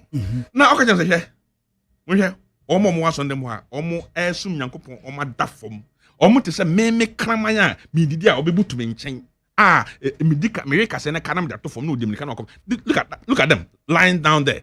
Can the Japan pronouncement? In what contest? What actually what contest no cancer? Who will Baumia policies. So this is the kind of pronouncement this man has made in Ghana, and you want him not people know you quite by. Missy Baumia policies. Yeah, can't vice president what about money more? Why ya dear power did new ideas, policies and directions about nobody can mention any other name apart from Baumia. Sure, me. As an engineer, my kind of several times say, if we want to be energy independent, every government within 4 years should aim to add at least 2,000 megawatts of energy to our national grid. By so doing, with time, we will take ourselves out of the control of the independent power producers.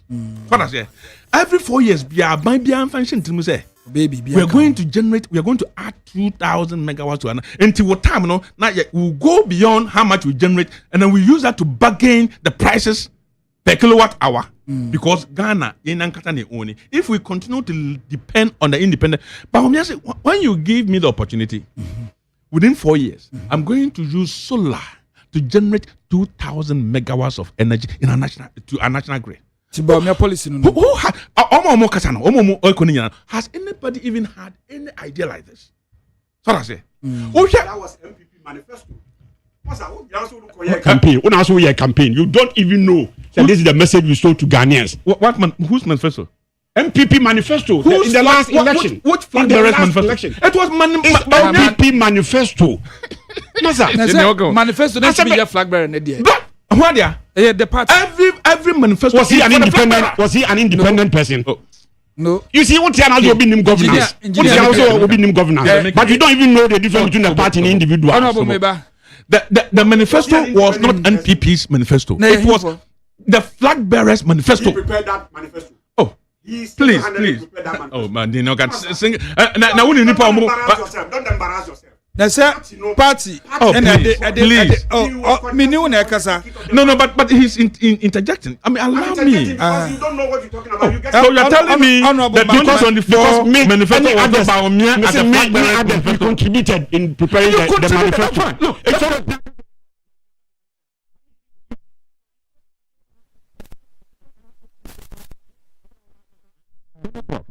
If you go to the energy section, the renewable energy section, the proposal says we need to have if I'm to be specific,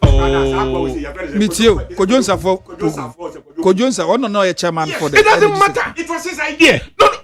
But we a leader, just a BBN but do this internal idea. You don't come and sit here and still come for ideas. When economy wasn't good, you're blaming Bawumia. Was Bawumia the president? Me say leadership. Not Bawumia the president. You a leader. You have the credit. Me say we a leader. Yes. Now that's you do internal.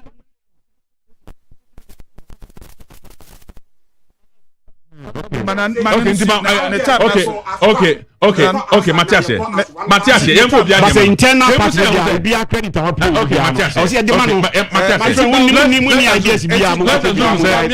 Let's assume say. It will be a man. You prepare manifesto. The person who has to own it has to sit down, go through all of them. No, a trick here, change here, go, and then he owns it. Okay. You must say contribution bang and like in the Japan manifesto. Did he make a single word, any contribution in the manifesto? He was he not chairman of Ghana Gas? He has been a member of parliament for 24 years. The first say why the longest serving member of parliament in just any condemned person can be a member of parliament. The first one call parliament because I'm going to repeat. No, don't repeat it. Any there, so I'm friend me what privileges are masobechi. I'm telling any condemned person can be a member of parliament. No. Oh please, I am owning it. But you have been a member of parliament for 20 years. He's embarrassing the party. This kind of but you have been a member of parliament for how long? Those people are too about No. What did you do as a member of parliament? What did you do as a member of parliament? Any academic. Electors nuclear to about the finish. Let us on crown almost in the Let me finish. What kind of arrogance? Let me finish my point. Okay. Last labo. You see, anybody can go to parliament. Anybody. But that is the English word. No, that is right. Because they are constitutional bars. What they are about Canadian? There are constitutional limitations as to who can be a member of parliament. I'm just repeating what Canada Japan say. Canada Japan say, "Oh, you member of parliament." So, say you, obi or say you so tall. And who you emphasize? Can you Japan? And can you deny? No, saying. You there? Who contest? Maybe contest when I'm kind. Always you want to ask which contest? No, maybe contest. What can you say? What see? Ghana. So, we a member of parliament. Sabi obi osua jana nkra aso won faso no. That is what he said. Denti na okasa. Ana me ka say na kubusa na kubusa me kan pam yin. Ka papa no kasa no me chiti kala. Papa ka say. When the kasa enti ba me policy ni say oba be ma that is one of them. So share the policy. Look, I'm telling you. So share a coin of fast so at the or ma ye use digital systems. At the year name of Ghana ha. Abua Ghana a coin of fast so you see implementing Ghana card as I say that me my banking system. So obia who use any system beyond who use Ghana card is so credible. Ba me na ye. On the my buy. A coin of fast one. No problem. A coin of fast. Okay, me for second in Japan buy. Me the mark in Japan. Man from Japan. Can Japan buy? Ghana card President Kufo. Nobody has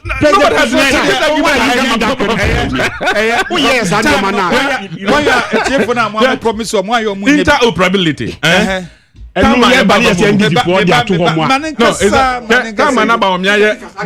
Deputy governor, no. Or no plan is I do some neighbor. And then this deputy governor Tambe. Deputy governor of Bank of Ghana. This was prepared. Yes, this was prepared at that time. And then this for no. Oh, are you telling me? Oh, yes, it wasn't there. This has been repeated. Okay, Mama wasn't there. Wasn't there where? I am telling you, it wasn't there, but it was prepared by Bank of Ghana. Oh. And your momo, That's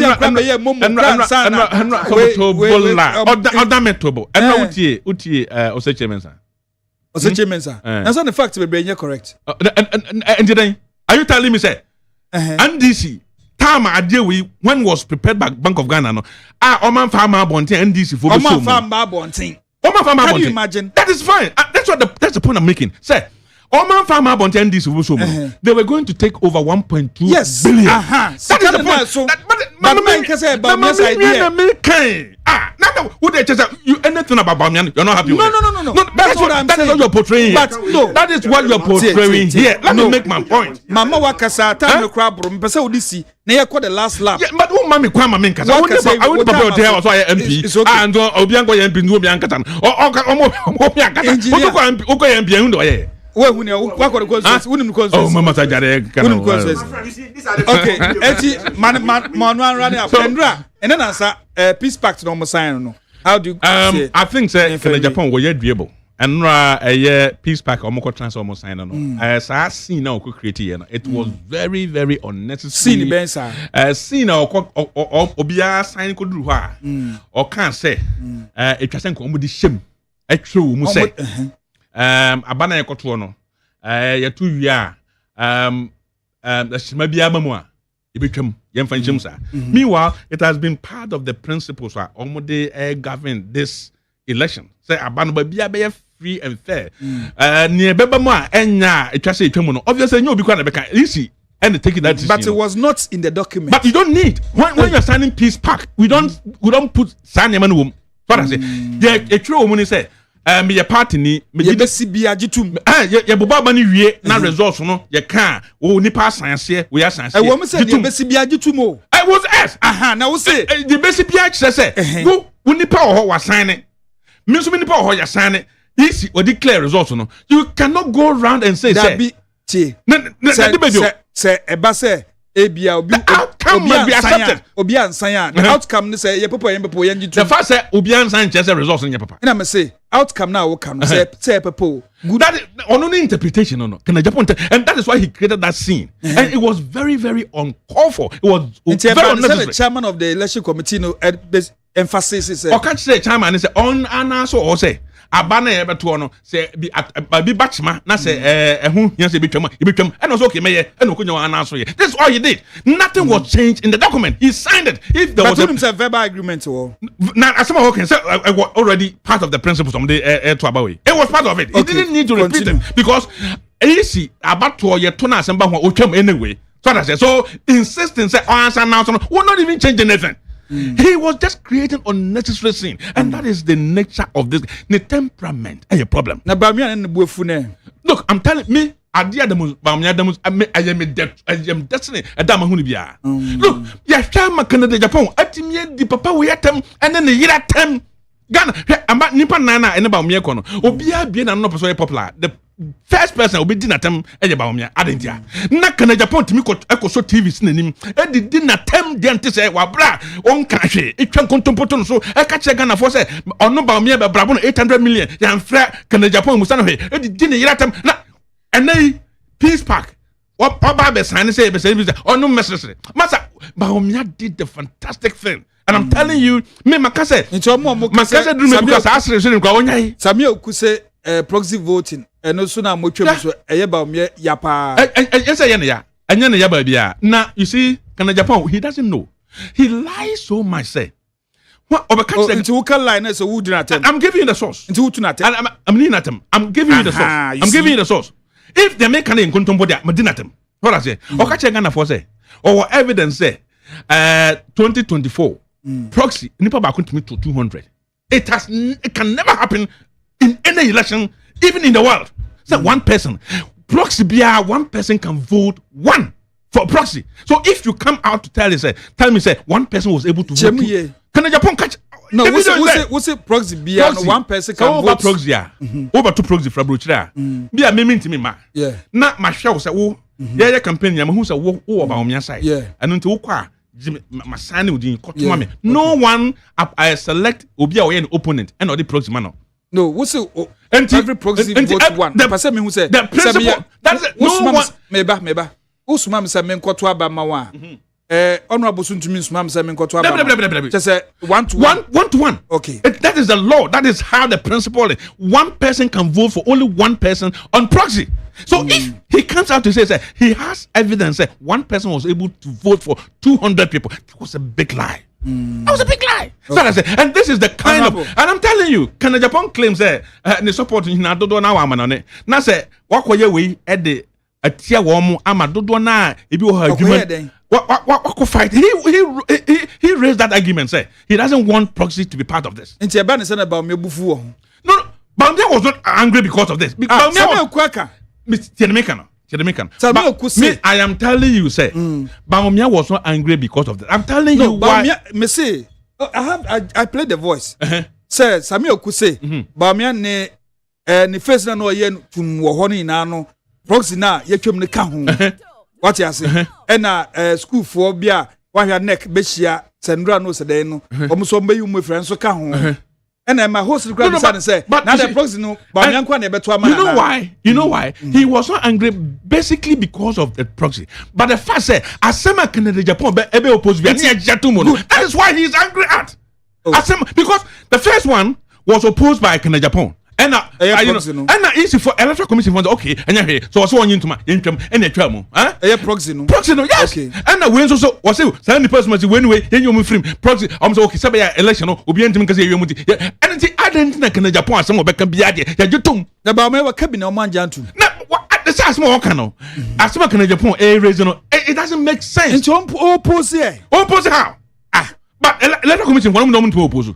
We have stated it number of times. We think that me kasem. Nasa wo nimi yadwa opposite. He doesn't need the contestant to oppose it. The contestant be na de aba. Adent na wo contestant. One farm reba omia or the bread easy for no in their own principle to know the idea is enye say was say be ya obegia tumu no yanyintum say be ya obegia tumu no yanyintum and na what is happening na on tia say adenti and the Canada Japan be ka bia yanyi from and Japan will lose. Canada Japan will lose and they are doing all they can to avoid say ultimate ko jina bia anka say abano bi wiem and that is what is going to happen and that's why they are accepting your bia peace pact minia honorable 2012 is it 2009 and 2012 and yeah to abana ya court 2012 yeah and Nanado court so he didn't know what he was doing right Ghana Electoral Commission Emra said okay say what about yes we declare you until then cogitum yes sir per analysis I mean me say on politics ase on politics ase so we need at least the principle here ni say of my constitution no cry mam say you to about declare we now you satisfied that ultimately taking it up That is why MPP as a party, with Nana Addo as our candidate, Dr. Bawumia as vice, you two are being satisfied. That's why I said now electoral commission declare no, you move to the next step. And then I'm saying to a man on some friend Dr. Bawumia so no could in our court Adakem. You and I were now there. Yes, a man to no friend because we could in Adakem. Mukroya ane so bi so fi say no yen draw my attention yen nyintum say sabano se bibia anko yi a yen ma the person no fi agree no akwanya no nko on take action a e do dem say hey am ngozi nkoda we you see listen and I make from the beginning no I thought say we internal contest ye go so contest of ideas all within the MPP framework in the candidates use at beginning because we nyina obi a se fata yeah. When you didn't have back on the Bewini, no, we are doing not rally Yaniaka behind him, near corporate to me. Now, Beginaha, Yamua Quenya, Becadian Tia Yanto Abama Nipa, went to me and can't just one thing. Baku crowd tries our Becano, a MPP manifesto for the last elections. And now Becca Ode who credit Ecoma Nipa. We see, I know, Omco Campion you. Omon customer toy electric Nasum. The better your coalition. The peace back, and then they see Yana can say, on person besides. You okay, Nanny say, Yana Jatum say, Abano your cotton, say, be a French. Name say, baby, and your French, dear. At least you will be a quenya. Not to mean taking issue on. When you cry, and you can idea, and you can idea. And your MPP and Kasa stand, now demonstrate be the actual. Say, after 2012, a 12 Benny in a year, that's why I say. Oman no Emma isi chairperson akwenya so no be declare who wins or who loses no ye wie ye no the same Oman no so my kwame yetumi take that decision on it is obeside bibi where am person mo kire say no de mo be declare biare no an ye wie untumi nya hwe dia na ba mia ne buafu ne ade de omo anenim na me nua de chichi do kan different the friends Sami Oku boys are brezo kan different and onye boy bi unti no Sami bibi aboko an so you best let me know. Any the doctor Bawumia no. So me know them the better no. But if this the tangent omo cause Kenan Kwan on be attacking the there, omo be report or 31st. No omo wi omo wi omo ni be wi akọ. MPP ni mu. Ken na omo kan ho nsem bebre nyina. Omo an obasa campaign. Me know here wi a o no wo hifa Ghana hifa na the question as the commission. TV commission or now oshe e bia ope ho biwa oba me nua kan de he o de boni che easily obesa do akwa akoshe ho na when adwuma because he is going to tap into the resources MPP human resources I hope that this time you genuinely campaign that because the supporters did not campaign after and that's during the last elections. Give him 5 million but you guys don't appreciate it. And no, sir, no matter they don't appreciate roles among for player. I am a party for no feel aggrieved here. Do not control by any or mublemu baku for no. Ya metie for no. Moba, ya mon listen to party for obia kakra bi obia be play. Robi obia be play biano. Appreciate it. Enti etie for akwenye naba 0302 257902 and also 0302 243 540. Yefa enipa be se enum bi pe because time no dey abobe. Aha. Hello? Odame. Yeah, bra. Mo ne yo. Se ma me ka sem so when you owura ben na ye Nyankopon shout. Se watch this when you be. Won't na abutre for the grace of your life said here. Twitter ntubo siako. Matna butri watch this when you be. Sa brand here or to ntubo siako one catch Alan abano wo kan ho ye lusu mo. Wo catch Alan ne ne followers say Alan di na fune nam akoy otuwe. Wo be kika we na Alan wo mo an support Alan. Wo mo kokoto aba Bawumia. Sa wo mo ka Satan kai Bawumia nkasa. And say prior to 2024 campaign. What say? Send me won fie nwotwe wo ko sem ne ko ka che me won fie nwotwe say ye to Obama me be president. John Dramani Mahama won fie 9. Enti mo fami the man fa mame na sabo de koma John Mahama wo kowi a sremuni adi enti ya ntoma sremuni biem ya menene ya adwene saa Ghana ni ba bia sebe wo dwene bia no wo ne be ya adwene se Ghana wo hwe kofuo wo bia ya se asantefo awie ni nyina wo ho na se bawumia koka wo se ye de ma no kora ya ntoma no na wo di akire se ye nkoto bawumia ye ni aye jijiriji se bawumia benya we de sheshe hello. Good morning, Odame Chiapa. Yeah. Maguna, Hanabisuna, Tandubina, Abigail. ABC, Nikasi Kapede. Tamia Uku, Obesung, on person fraud near Area Kennedy, and Amamaka Sobois. Yes, Okaso on my policy, one policy, with my make catch them here, Odame, and engineer, Mopo, make catch them say, make Kadibia, make promise Kennedy say, 2026 more may campaign man over baby and I'm Gusian Mr. Ayo and Pacho Aya Frenam moving Nivia, the Pamo Cockage and Coach. I hear me say, may campaign here, Angie, may catch or say, Mukos Batham, Ghana Hanum, against 38 against 72, and yet, Odame, Tama, me friend Sabakubi, a family sister, or your people nipa, or catch me pain. Says about me aba on your kiss on my bamia da min dada on fire people in grow and to me catch us Ghana yeah minority and majority da and bamia moko pe bita mo to abama we Kennedy delegate. Okay. Hello. Yeah. Pacho e first no kasa free. Pacho Mr. Kote ni so tio. Mr. Kote me yentio. Yo.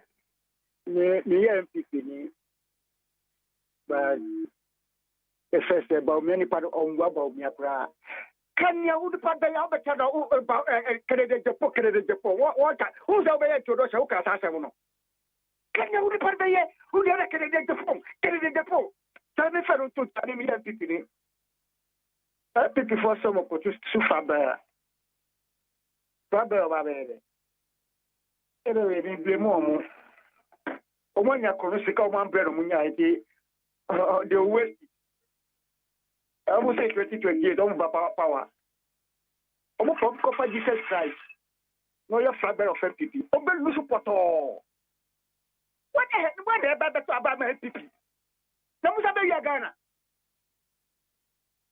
Yeah, the Bufuka say they don't even show remorse for the parties they came to deed. Mubabe, man, way. You gave a collapse people's business. You took pensioners' money. You misuse our resources. And you think Ghanaians are so gullible. So you can deceive Ghanaians again like 2016. Move past the papa, no catch a Ghana for. Then that Ghanaians are enjoying good governance. I mean, papa. Okay. Number 4. Hello.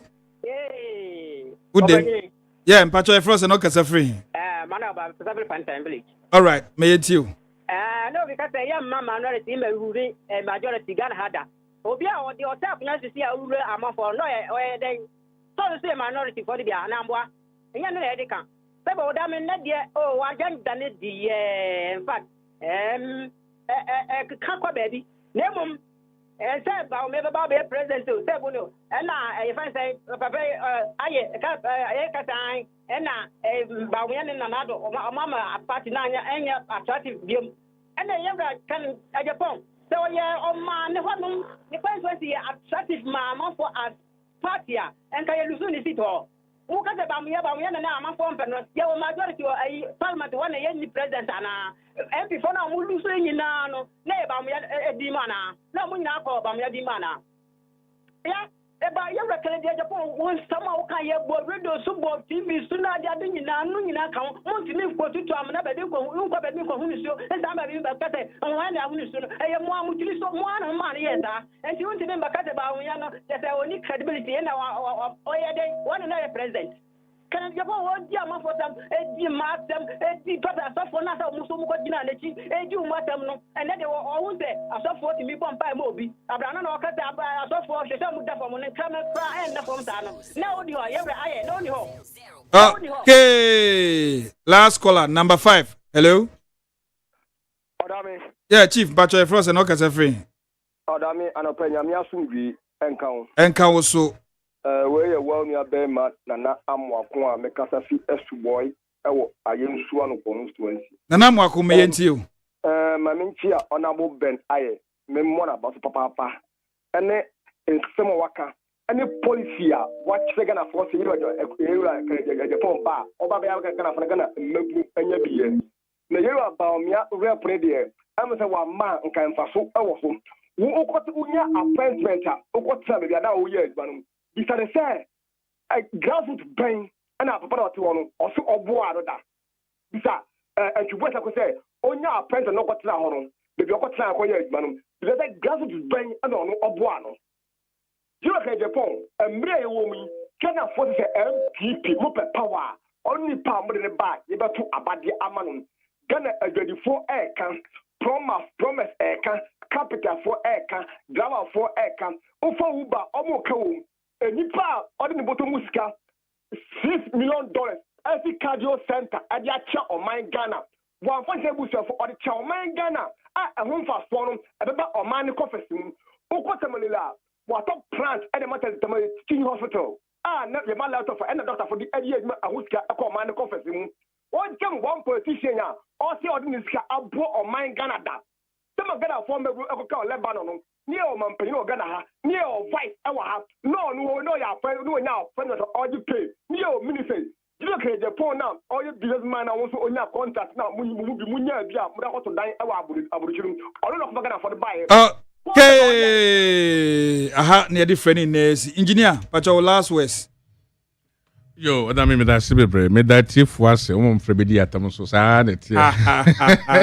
Na tie. Na no kwasam ni say. Yes, ma me can say ofri enough na your mama so free enough. Eno nti yentoma no wo 8 years.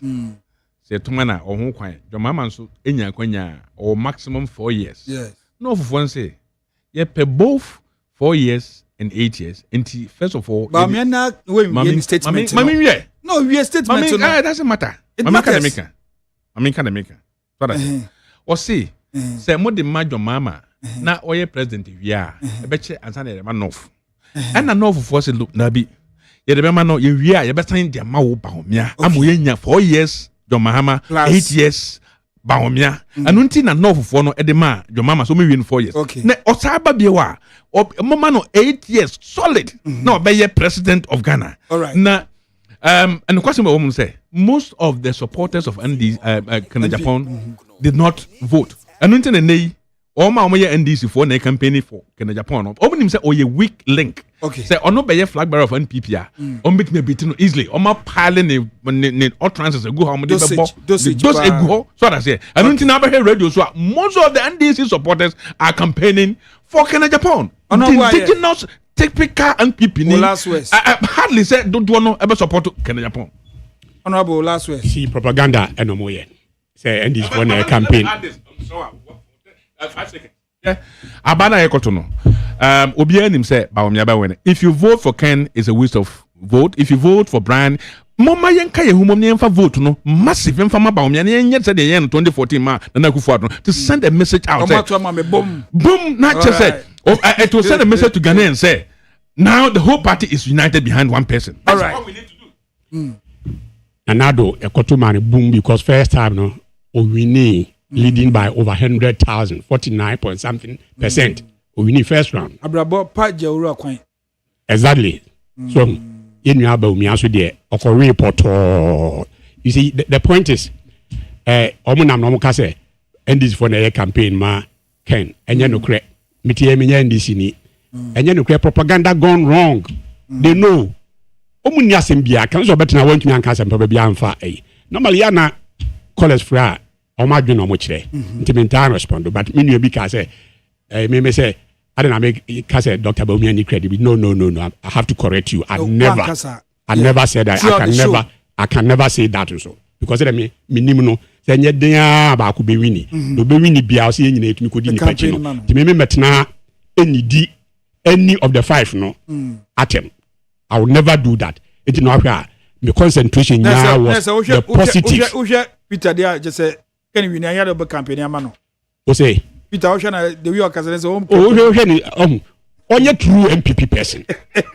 You see where mina honorable for anusi no so Bible mo dey as King Solomon onyansa ni nyina because of a man you be abaako akora issue the eba ne ye ne ba pa no hene di ntwem o say dabi say mo be twa akora mu pa de mu nya no man so da be che but then ye ne ba no pa no say mu ntwem mu ebi na ebi nua ne di nkwa edempo Peter Entwibo si akon edi kase pa o na odi di agrosa no Entwibo si akon Dr. Bawumiafo no ntwenu anye ye betwenu dabi ye de ye MPP for mapa into obi a wo gina ma MPP no it doesn't matter the religion so ye Muslim so ye Christian so free north so free south o gina MPP ekita ye flag no e gina osunachi no kwa de o ye credible but the can say samire ya ye gina mu pa de the obetumi adi party nanim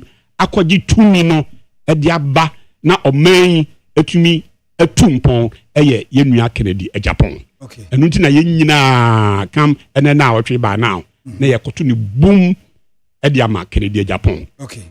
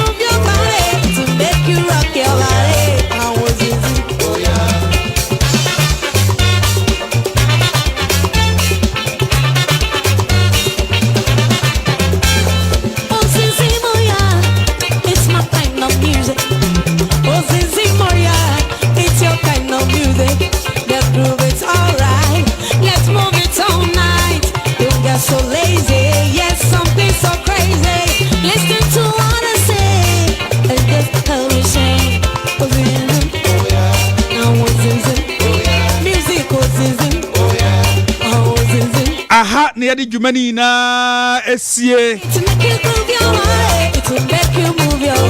Engineer Peter Nchugwe Sako of the MPP Baumias camp yadawase Saasuna Honorable Benjamin Kofi Aye MPP ni Honorable Ken e Japan camp yadawase wa utie ye wa ofra ye do bibia se Juliana Oben Francis Okokroko kwesi aboaje the darling boy ene obonti nankasa Faradex na yadamwase omaka bom na me OPANIN KWADWO ODAME ADDO matine dwomu a abesomu nti yede yesi na yekwenu me soisu yi mi jawa ma DJ Foreigner ono ababebo nyom aje utata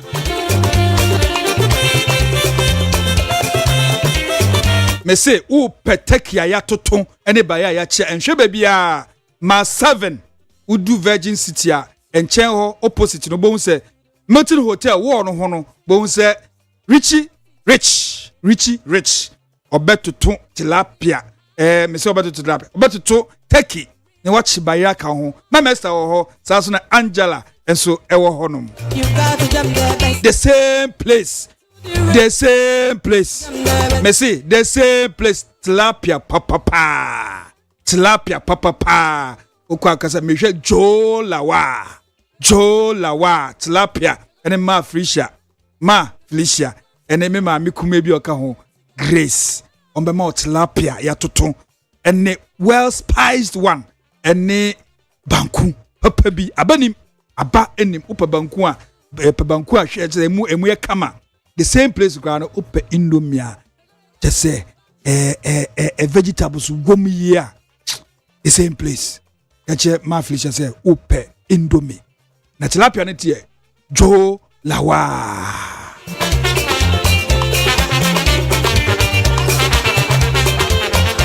Yapon yamamo na otwe be de yemma the following week na MPP aba no omato awi ye betena se na esi no koso